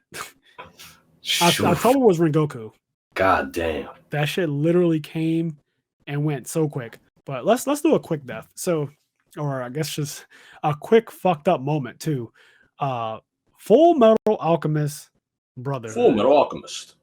I love Brotherhood, like the mid cards, like when the commercial would show up, it's like Full Metal Alchemist. And then when the commercial comes out, it's like Full Metal Alchemist. I don't know if you guys remember that. That shit makes me laugh every time. What was the one guy's name? Oh my god. For who? Was it Thomas or was it Peter or something like that? The one guy's name, they said it's so serious, but he's like a doctor or a scientist in Full Metal Alchemist. God damn it, I can't remember his name, but he's one of those things like in the middle of the episode where they say his name twice. God damn it, I wish I could remember it. It's so funny though when they said it. I was like, they can't be serious. This guy's not that. He's not that important. I don't remember. Oh, I do remember the moment. I don't remember the guy's name though. I actually do remember the moment that you're talking about. Yes, they say his name all serious and everything. Yeah. Okay, but yeah. So Nina Tucker, the daughter of this one fucking, I don't even know. Daughter of Shao Tucker. Yeah. What do you call him? Yeah, like what was his profession? He's a state alchemist. He's a state alchemist. Okay. Yeah, he was a state alchemist, and the reason he became a state alchemist, dude, the way it is set up is so fucked up. Because Ed and Al go there and they're studying and they're trying to learn about the Philosopher's Stone and human transmutation, all this shit. And they find out like he created a chimera. And then they tell you the story that like his wife left him and all this other shit. And then Ed starts putting the timeline together toward the end, especially after he finds Nina. But like he became a state alchemist by doing this. By killing his wife, by fusing his wife, by making his wife a chimera. And then just dogging his wife in the street, saying that his wife left his family for money. Like, oh, I didn't have much money, so my wife left me. It's like, that is not why the fuck. Like, he's a terrible person. Yeah, like you took your daughter's mother away to get your state alchemist license, and then when you were about to lose it, when like fucking shit was hitting the fan, they were going to take they were going to take his license away, because he wasn't making any progress because he wasn't able to do it without using a human. He fucking fuses his own daughter with his dog, and Jesus Christ, just like ruins her life. Like when Edward Elric walks into the room and you see the dog with the long hair, and then the dog is like, Edward, like it can barely fucking talk. Yeah, dude, this moment is so fucked up. It's real fucked. And I do consider it to be the death of his daughter Nina. Well, I mean, she does end up dying. Yeah, that's true. A scar. Yeah, it's a really fucked up moment. The scar paints the wall red. Jesus. Honestly, this is probably top 5 most fucked up moments in all of anime ever. It might be number 1 on most people's lists. It's really I'm talking about in all anime. Like up there with Aizen switching out himself for Hinamori for no fucking reason, unprovoked. Just like when I think about fucked up moments, like just moments that are kind of uncalled for, right? Like they're this is not necessary in any way. Like, why are you doing this? The sadistic shit like that. This is top 5. Nina being turned into, or I guess What fused with a dog. what makes it bad is that obviously people have a different emotional reaction to things when children are involved.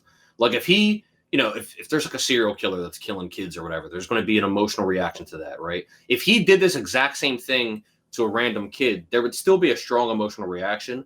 But what makes it really bad is that it's his daughter. It's just like the level of trust and love that is there. It's like his daughter has, unparalleled trust for her father, right? Yeah, Loves it's her her father, dad, for God's and sakes. and then the dog, and they do a great job, especially in the first Full Metal Alchemist anime. They do a great job at building this moment up because Ed and Al spend some time there. They're studying. You get a lot of like really nice downtime with them where you get to see, because Ed and Al are only like 14, 13 years old, and they spend so much time being forced into the world of adults. But in this little mini arc, you get to see them as children. Like Ed's playing with the dog, and they're playing with the daughter, and they just have this really human, like childlike moment. They're like 14 years old.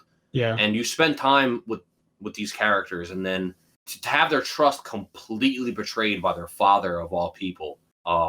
And then you realize like he did that to his own wife, and he has no remorse. Like he has this low whispering voice. He's like, "You know what it is too, Edward. Like this is what it means to be an alchemist." And he just starts fucking ranting, which is a really twisted way, because you know what they did, trying to bring their mom back and everything. Mm-hmm. It's interesting that he tries to relate himself in some way to them. Yes. It's not the same at all. Like not even a little bit. Yeah, because he's acting like we both did human transmutation. It's like it's not the same. No. Like I was 7 trying to bring my mom back to life. You murdered, so to speak, your wife and daughter. Yeah, you also were a grown ass man. Let's be clear. Yeah, he's like 37. Like he's not a day under. Yeah, he's got a bald spot. Like he. Yeah, not a fucking day under. All right, so that's Full Metal Alchemist, and I want to jump to, let's do Hunter x Hunter. Obviously, the most influential death, most iconic death in Hunter x Hunter is Kite, right? Like, there's no, I wouldn't even say that Netero's death is as crazy as Kite's, because when Netero, like, you kind of expect, you do expect Netero to die, right? Like, yeah. When he's fighting Meruem, and especially once he starts losing limbs, like, you know where it's going. You know exactly where it's going. It's not really a shock. Also, when he went to go fight the king, after seeing before that, they definitely show you how strong the king is. And when he goes to fight him, I did have my expectation like Netero was going to be beast, but even Netero said they did do all this crazy training to get back in shape and stuff. It was honestly, they definitely did allude to him dying. It wasn't really a bit like it wasn't really that big of a shock. It didn't take long, honestly, for like, even if you ignore everything else, it didn't take long to realize, like, Netero is smacking the shit out of the king, and the king just gets up, dusts himself off, and sits back down, and he goes, "Let's talk about it." Like, it's real disrespectful. Like, the king gets slapped around, and he goes and sits back down, and he goes, "Take a seat, and we can talk." It's like, oh, this is fucked up. It's very ominous. You feel it. When I first watched anime, I watched anime in probably 2014 or 2015, when me and Medina lived together. So it was actually in the last 7 or so years. And the anime, I believe the Hunter x Hunter like remake came out in 2011. So kind of late to the party on Hunter x Hunter, but is in my top 5 of all time anime. I just love it. It's so good. Kite being like a teacher to Gon and Killua, and also a protector of them, and also them showing him killing a ton of chimera ants at once. You want to talk about uncalled for, unexpected, out of nowhere death? Like they were big chilling. Yes, they were. I thought they were as safe as, like, I don't know, Naruto standing next to Jiraiya in the third Hokage or some shit. Like, there's no world, like, no one can attack and get Naruto through these two. So when you see Kite, especially after they got jumped by a bunch of Chimera Ant officers, and he just offed all of them with that tornado shit, I was like, oh god. And then, right before that, you see Gon and Killua, they each fight a Chimera Ant officer or whatever, and they struggle pretty, harshly. They both win, but it's a struggle. Yep, and Kite just offs them. Like, it's not even a thing. It's multiple, okay? And he kills a bunch of them, and so I was like, oh, this guy is like fucking insane. And also his thing is like based on luck and all that. So I was like, Yep. wow, he actually killed them with. He complains about the number he gets. I think that's part of his personality that no matter what he gets, he kind Yeah. of I think every time we've seen him roll the dice, like he's like, "Oh, I got this one." Yeah, I Like, think he's one of those people that even when he's winning, he complains. I know there's some duelists like that, Billy Break, but there's some duelists like that even when they're beating you, they will fucking complain. Like you'll draw a pot of avarice because you're top deck. You have no cards on field and no cards in hand. You are literally top decking, and this person is +6 on you. They have 6 cards total between field and hand, and you'll draw a pot of avarice, and they got the fucking nerve to complain about it. Like if you don't get the fuck on, so that's Kite. Kite is like, I'm winning, but damn it, I could have been winning easier. So yeah, Kite is pretty cool. He's pretty powerful, and you haven't seen any of the Royal Guard yet. No, you have not. I think that this for me, outside of Dragon Dive, is definitely the most iconic moment I think in the entire. Well, for me anyway, Dragon Dive is fucking wild. I just think that is like god level anime scene. But this scene when Neferpitou is first introduced, really, Kite sensing her from a distance, like her nen, and then seeing it, the actual silhouette of it is like this fucking wild, chaotic energy that's literally covering the top of this mountain. It looks ridiculous. It's also gigantic. And it says the word malice. Malice. And it's shaking. It's like fucking malice. shaking. And it just says, and it, like the kanji's there, and then in English it's like malice. When I saw that, and then when she strengthens her legs, remember how thick her legs get? Dog, that's the part I remember when she like crouches and her thighs like bulge the fuck out. They get so big. It reminds me of Goku. Oh my god! When Goku and then she's bulks like, up, like the jump is so crazy. In one jump, she's so far away, mind you. I cannot stress how far away she is. She's so fucking far away. But like she jumps forward because she senses Kite specifically, and she gets excited because she wants to, fight somebody strong. She jumps forward, man, and Kite senses that shit. He tells them like, "Yo, run!" Like, you know what I mean? And like, in that moment, he loses an arm. Yes. He loses his arm right there. He senses her, and then also she's there before they could fully react because they're like, "We're not abandoning you. What the fuck?"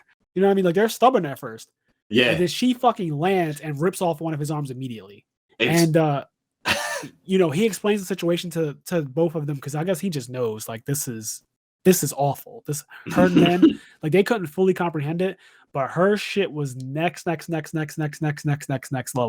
And they run, and she's like focused on Kite anyway. Like she doesn't even really care about the children. She doesn't realize how much of a threat Gone is going to be. Yeah, right. So she is she's like she's a cat, and her eyes and everything when she's like kind of down in that crouch position, she's frantic looking like the cat, like the big eye. So scary, yo.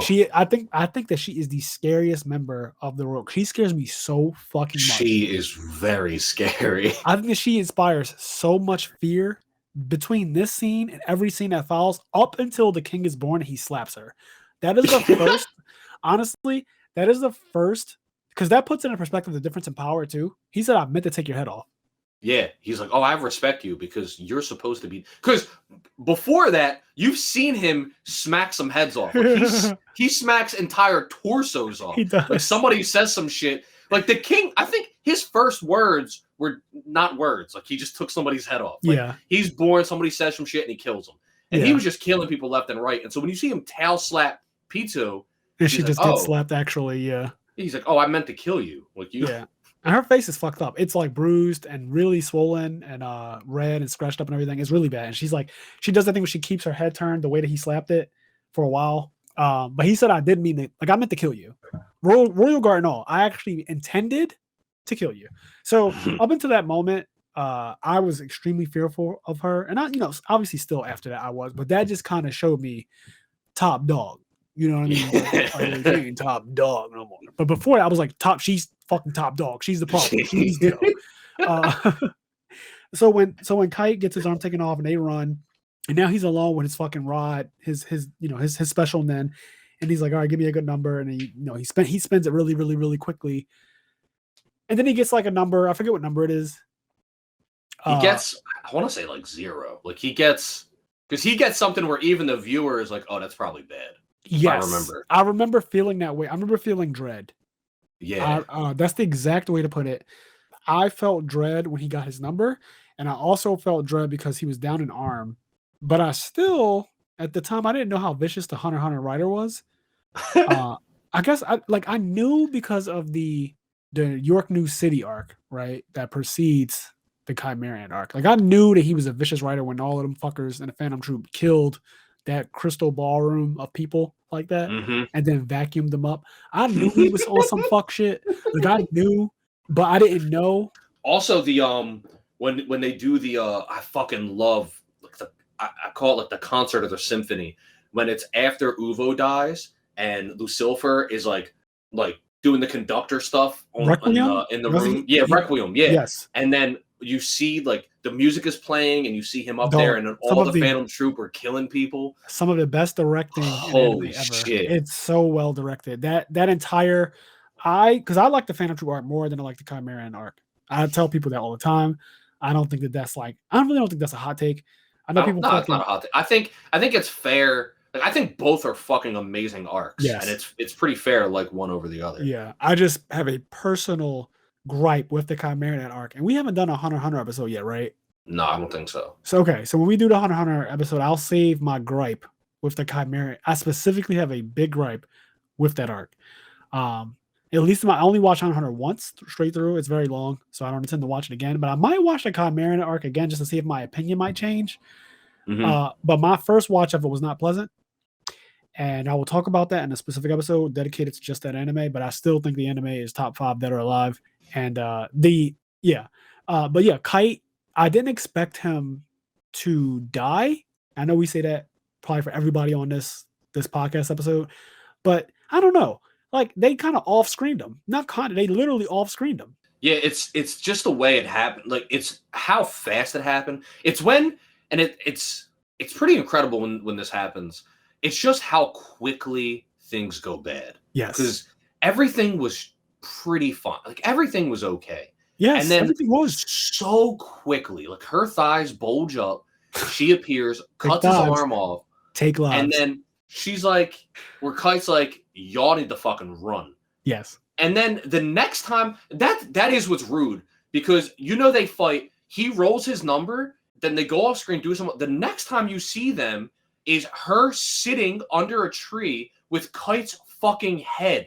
You don't get to see the fight, but you see the aftermath, and she's just sitting there with Kite's head, and she's like rolling his head around between her legs, just like playing with his head as if it's a yarn ball. I literally remember looking over at my roommate when we got to that episode because he fucking knew. I couldn't believe that was the real ending of that episode. It's the same episode. The disrespect, like fucking respect. I could not believe that she was holding his head, Kite's head. I could not believe it. I literally looked over at him in disgust. I was like, "Are you fucking kidding me?" I was like, "That's not real, right?" And Medina, he kind of just smiled, like he enjoyed that so much. Mm-hmm. And I just was kind of like, "No, that's not." Like I paused it and everything. I was like, "That's not real, right?" And he was like, "You'll just have to see." You'll just have to see, baby. I couldn't believe it. I was like, "Wow!" It's and it so was rude. real. And then he It's fucking feed so him rude. to the queen. Oh, so ignorant. Kite's death is rude. That death caught me off guard. It's brutal. It's also off screen. I'm not used to characters that like he's not. I'm not gonna say he's a main character by any means, but like he was still important. He's an important character. He's also a teacher. He's like that type of character. Off screen, like imagine Kakashi getting off screened. Could you imagine? Like, don't get me wrong, Kite doesn't have the same development of Kakashi, but still, at least when Kakashi died, and when Pain kills Kakashi, it is not an off-screen death. Yeah, but I think that's part of what makes, on one end, right, as viewers and consumers of cool shit, we want to see the fight because we want to see what cool shit happens in the fight, right? But in the writing, I think what makes his death hit so much harder is that it cuts away, and when it cuts back, she's just playing with his fucking head. I agree with you 100%. No question. I agree with what you just said 100%. I think that it makes it, which is why I started this whole thing by saying I didn't know the level of fuck that the writer was on when he like. I didn't know that you can make an off-screen death so impactful. Yes. Like I didn't know. Hunter x Hunter is the only time I think I can't think of right now on the spot of other off-screen deaths. like in general, not even ones that are impactful, just like off-screen deaths. But ones that are impactful, I definitely can't think of ones that are like Me neither. At the moment, maybe there is one, but I can't think of one. an off-screen death that actually is like, holy shit. I literally cannot think of one. Not at all. So yeah, Kite's death was wild. One of the reasons why Hunter x Hunter is one of the absolute greatest animes ever. And yeah, it definitely hitting the feels. Definitely hitting the fucking feels. Also shock factor and all that stuff. Yeah, it was fucked up, yo. P2. Yeah, she's insane. That character's insane. I can't wait to the Hunter x Hunter episode because she's ridiculous. So another like a quick, character that their death, it definitely like it had an impact. It hurt. It sucked. Though I would say for this one, it sucked more than anything.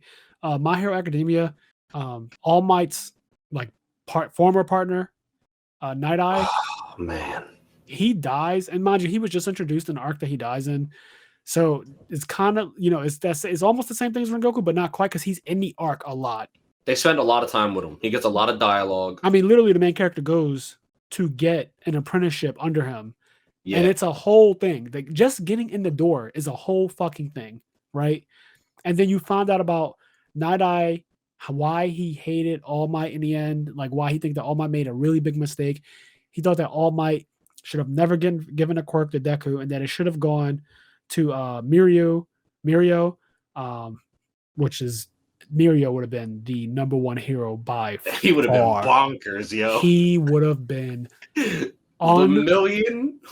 unstoppable. He would have been bonkers. He would have been there would be no story though.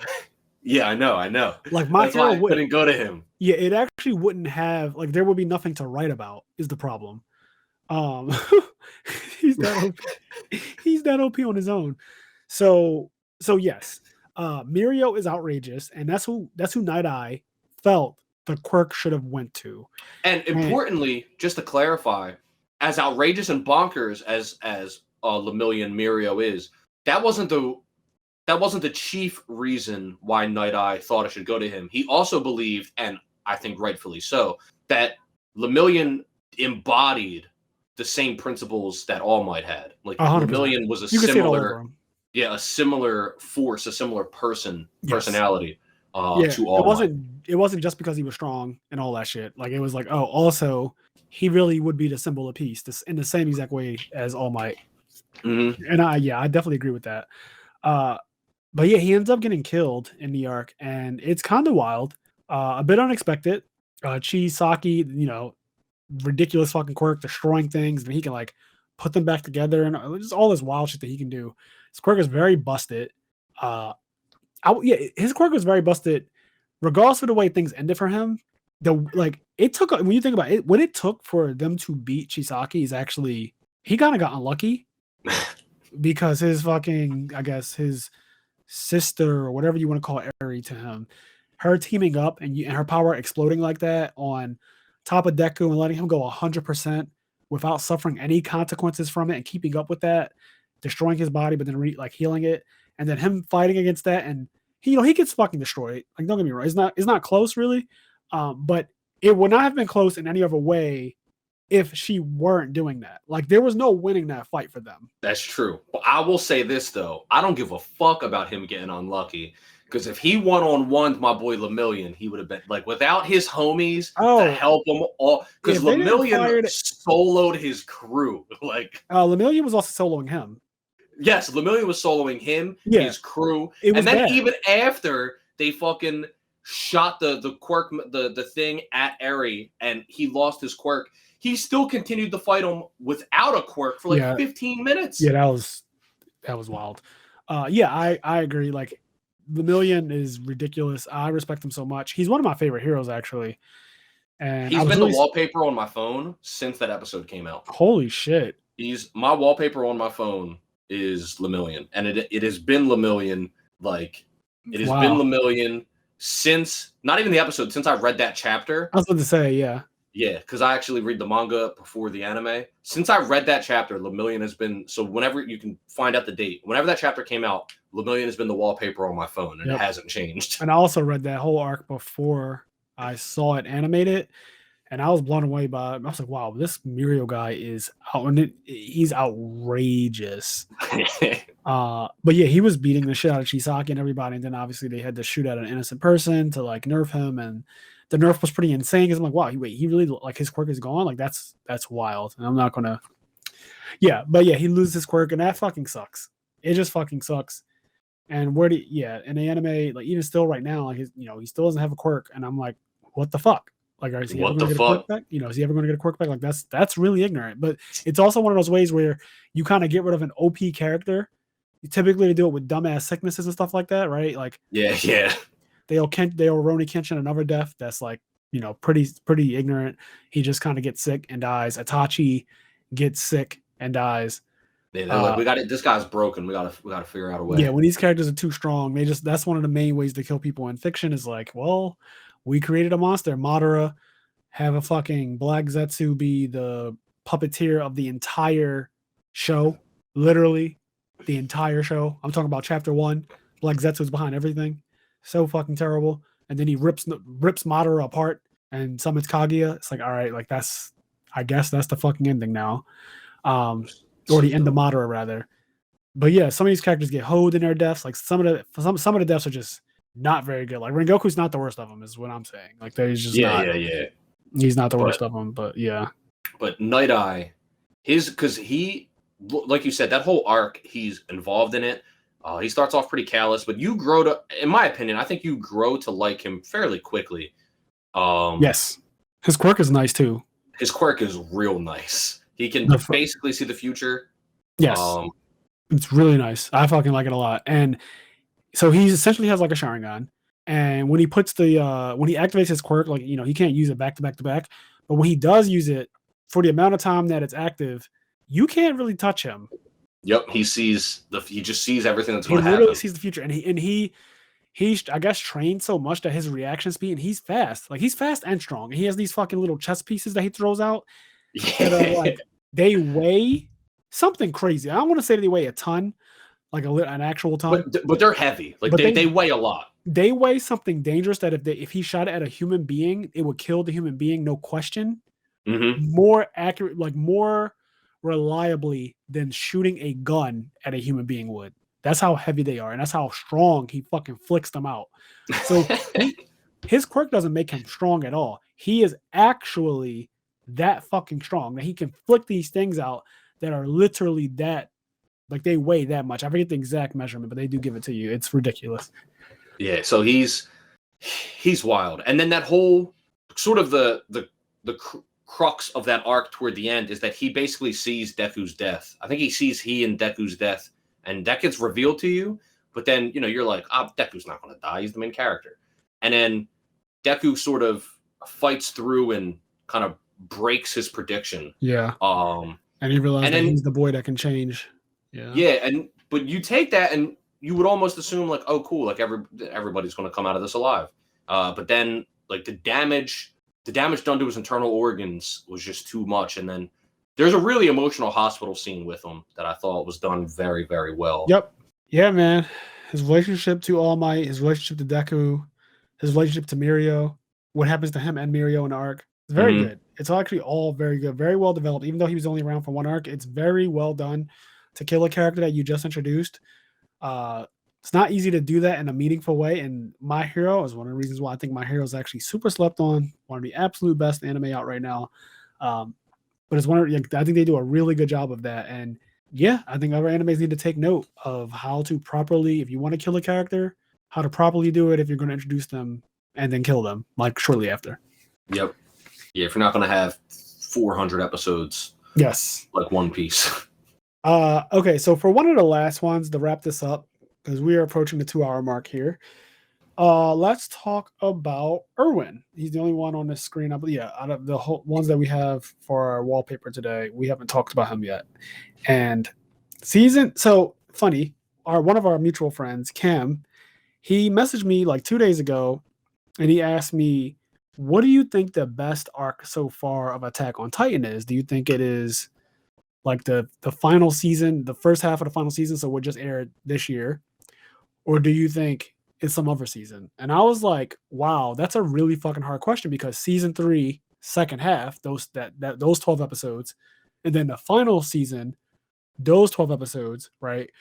Obviously, both of those arcs are absolutely fucking nuts. I'm talking Yep. about, if I had to say best arcs of anime ever, like a top 10 list, I think that both of those arcs make it in the top 10 best anime arcs of all time. Both of them. I think Attack on Titan takes up 2 spots with those 2 arcs, which is For wild. me, I will say, and I like every season of Attack on Titan. I fucking love the final season. But season 3, part 2 is for me currently the best arc for Attack on Titan. Funny you say that, because as I was typing a lot of fucks and shit. Why'd you ask me this question? And like, this is super hard. I didn't give a response for a while. Like I didn't give a response for a long time. I'm actually going to pull up the conversation and see like if I can read some of it out. Okay, so here we go. Let's see.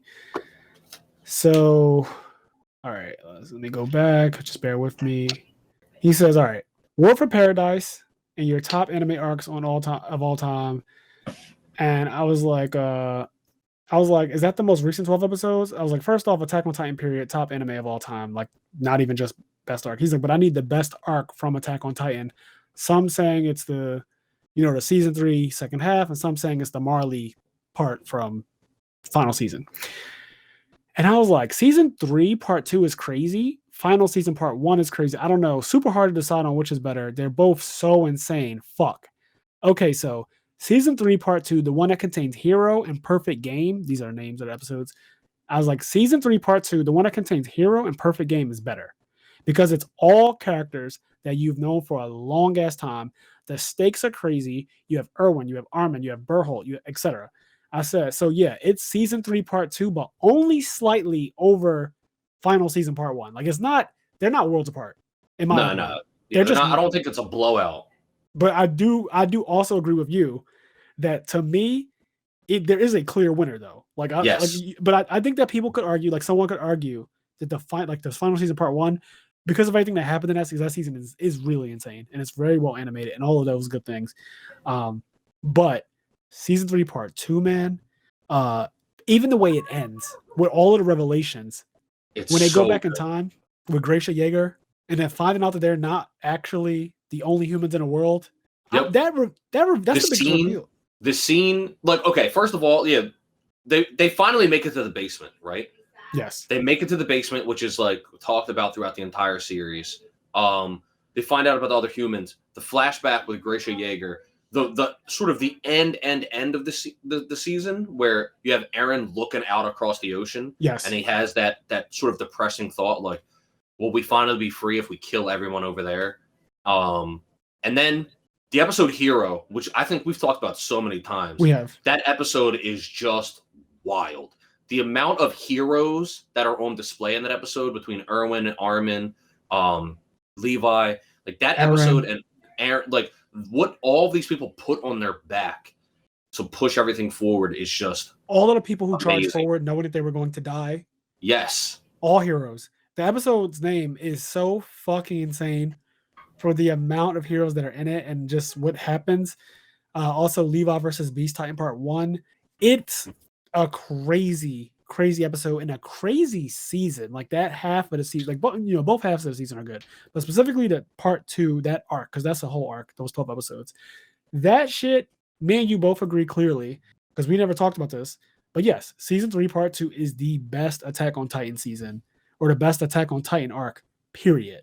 Mm-hmm. Like just period. Like it has the biggest reveal, I think. Like there's some crazy reveals in the final season, but I don't think that any of them compare to the shit that you find out at the end of that third season. Like it just doesn't compare. Like it's on the note of Erwin, because like we're talking about his death in a way. On the note of Erwin, something that I love about his character, it's like the strength of his character and the strength of the writing. There's a moment where he's literally at Eren's door. He's like back is up against the door, and he's about to die, and like he could go into the basement, like he could finally get like his life's dream, but he doesn't. He instead like goes forward with the the charge and everything. Yeah, it's wild. It just shows like a strength that, like, he gives up on his own dreams. Yeah, he knows for the fate of the people. He knows he's going to die. He also knows that he has to lie to all of his men, basically, in a way. Like, he has to send a bunch of men to their deaths, and him being one of them, because he would be a coward to not go in himself. And they need everybody, all hands on deck for these flares. That is insane. Seeing him being hit by a rock like that from the Beast Titan. But then, I think what makes his death so fucking insane is that apparently he's not actually dead from the impact of the Beast Titan throwing shit. Uh, they have the thing that can change you into a Titan, the injection. Levi has it. And someone finds Erwin's body and they bring it back to Levi, like, yo, he's still alive. You have the fucking serum that can turn him into a Titan. Then we can have him eat Berholt, who's like also right here. And that will revive him, essentially. Like, that will give that Erwin will be alive. And then motherfuckers come along and, like, Armin, who's already there, who was about to be given the serum, and Levi had kind of already agreed to it. Like, he was like, yeah, I guess this is like, but in the back of his mind, he was kind of holding out, because he is not, I won't say that he knew, but he just had a, like, if there is a chance that Erwin is alive somehow, some way, I do want to reserve this. So even when Eren and Mikasa show up and they have Armin, and Armin is like, oh, Armin's not dead. He's smoked. He has no hair on his body. He's literally burnt to a crisp, and he will die shortly. But he is currently still alive. And Levi kind of agrees to, like, yeah, I guess this makes sense. Armin's, he's pretty smart. Like, Erwin likes the kid, and he's a life that we could save and all that stuff. It's like, yeah, I guess this does make sense. When else would I fucking use it, right? He's really thinking about it. And then they show up with Erwin's body. And when I tell you that them showing up with Erwin, I can't even put into, when I was watching, I can't even put into words how I felt. It was mind blowing. Like panic attack, mind blowing, because the episode had already had so much in it. And then for that to happen too, where now you have Eren and Mikasa versus Levi, and then Mikasa makes that comment about, I think I can take him now. Yeah, because he's like, because Levi's like a little injured. Mikasa's like, I can take him. Yeah, like he's off his game. He's not at top notch right now. He's a little hurt. He done fought the Beast Titan today. Like, he's been through a lot, emotionally and physically. I still don't know if she would have actually been able to take him, but like, that's neither here nor there. Those two are the most OD though. Those memes you see on the internet where it'll be like Team 7 at 99 at 100% and Team 7 at 99%. It's like just minus Sakura. Yeah. I remember I saw one kind of recently. It was like the Survey Corps at 100%, and it showed all of them, and it was like the Survey Corps at 99%, and it was just Levi and Mikasa, and it took everybody else out of the picture. No, yeah, just yes. His death is fucking insane, because Attack on Titan is not the best because Erwin gets brought up top and they choose Armin over him. It's also the way that entire thing plays out. Levi is like, absolutely not. I chose Erwin, and there's now nothing that they can do. Like, Levi has made a choice and is not Armin, and he's about to actually inject Erwin. And at the same time, as the fucking narrators from Hunter x Hunter love to say, at the same time, Erwin is having a dream where he's in class, or he's like, he's basically getting a lesson. And he, in the dream, he raises his hand to, how a student raises their hand, for, like, I want to answer the question, or I want to speak.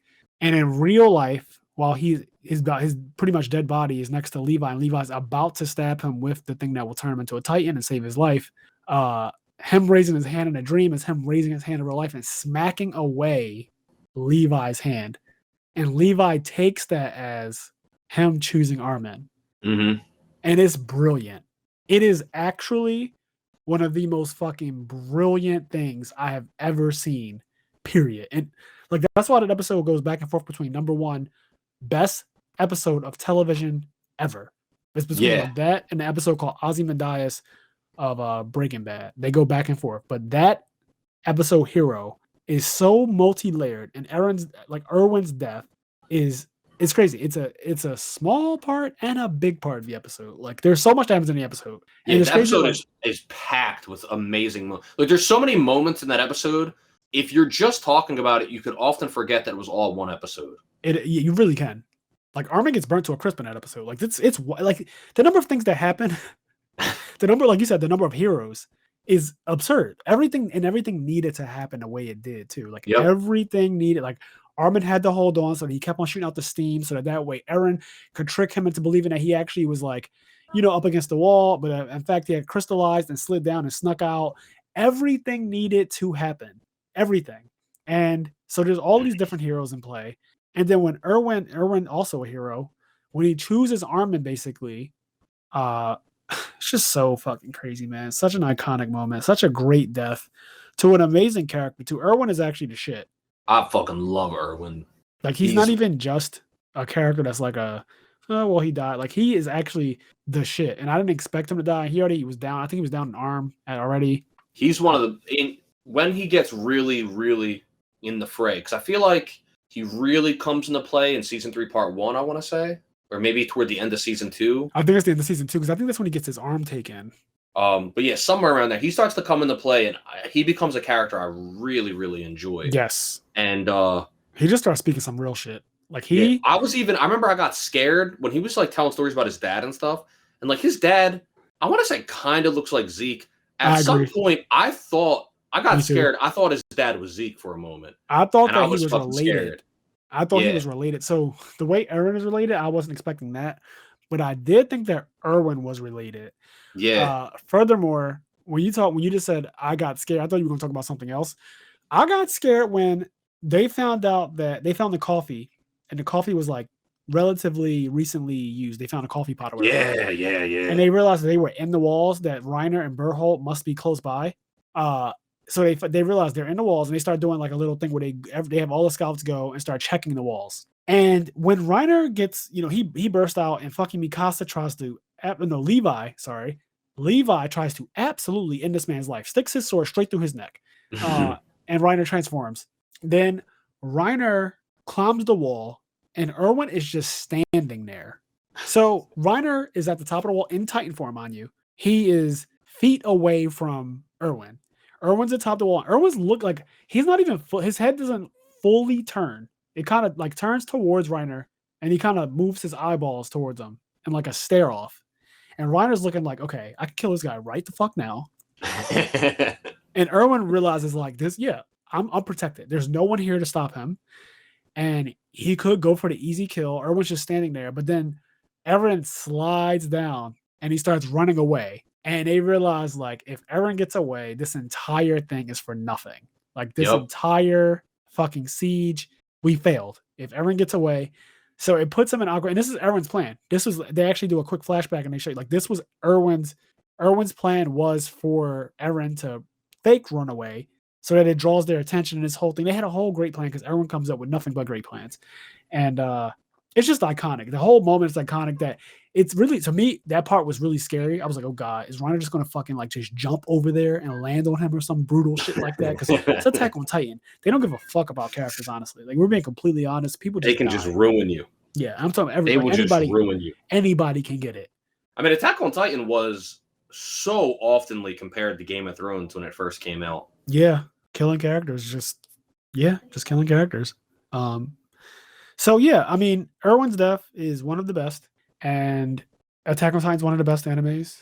Some of the best arcs, some of the best everything. Just character development, writing, animation, just everything. Like, everything about it. I think Attack on Titan is just a fucking fantastic anime. We already did a whole episode on it. Listen to that if you haven't heard it yet.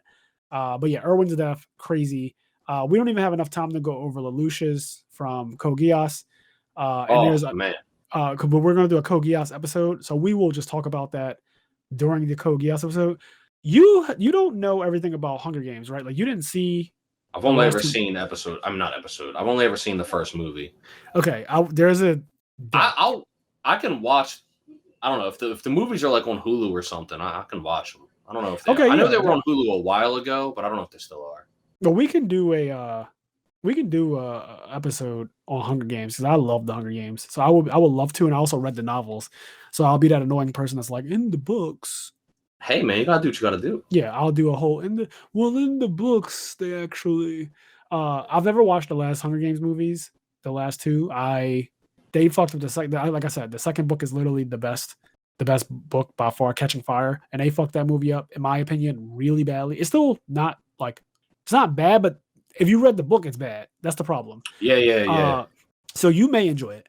But after that, I just was like, when the next two movies come out, was like, I don't really care to watch any more of this shit. Like it's actually crazy. I never went back and watched them, not even for like background music with my phone out while I'm scrolling Facebook or Instagram. I never went back. But Yeah. because you're going to watch them at some point, just let me know when. I will watch those last two movies just so that I know what does happen in the movies, and then I can Yep. tell you what the books do. What's different? Yeah. What's crazy that you bring that up about Hunger Games. We mentioned this in the Squid Games episode, but Squid Game is similar to Hunger in that it's like a death game type of show, movie, etc.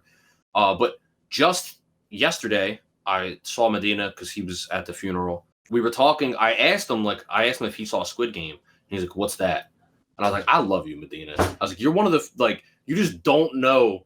Like he just somehow completely missed everybody on the planet talking about it, and it being the #1 Netflix show. He's like, "What is that?" And so basically, I explained Squid Game to him and the premise of it, and he was like, "Oh, so I guess it's kind of like Hunger Games."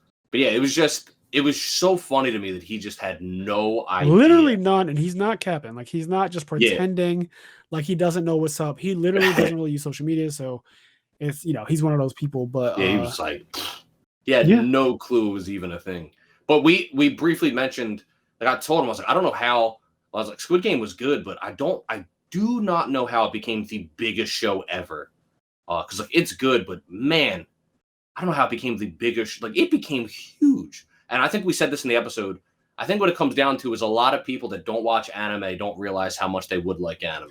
Yes, because Squid Game is really an anime, to be clear. So yes, I agree with you on that point. And we, like I said, I have just to jump back to what we were talking about. So I have Lelouch here.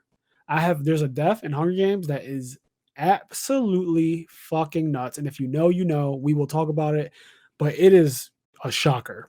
Okay. It is a fucking shocker.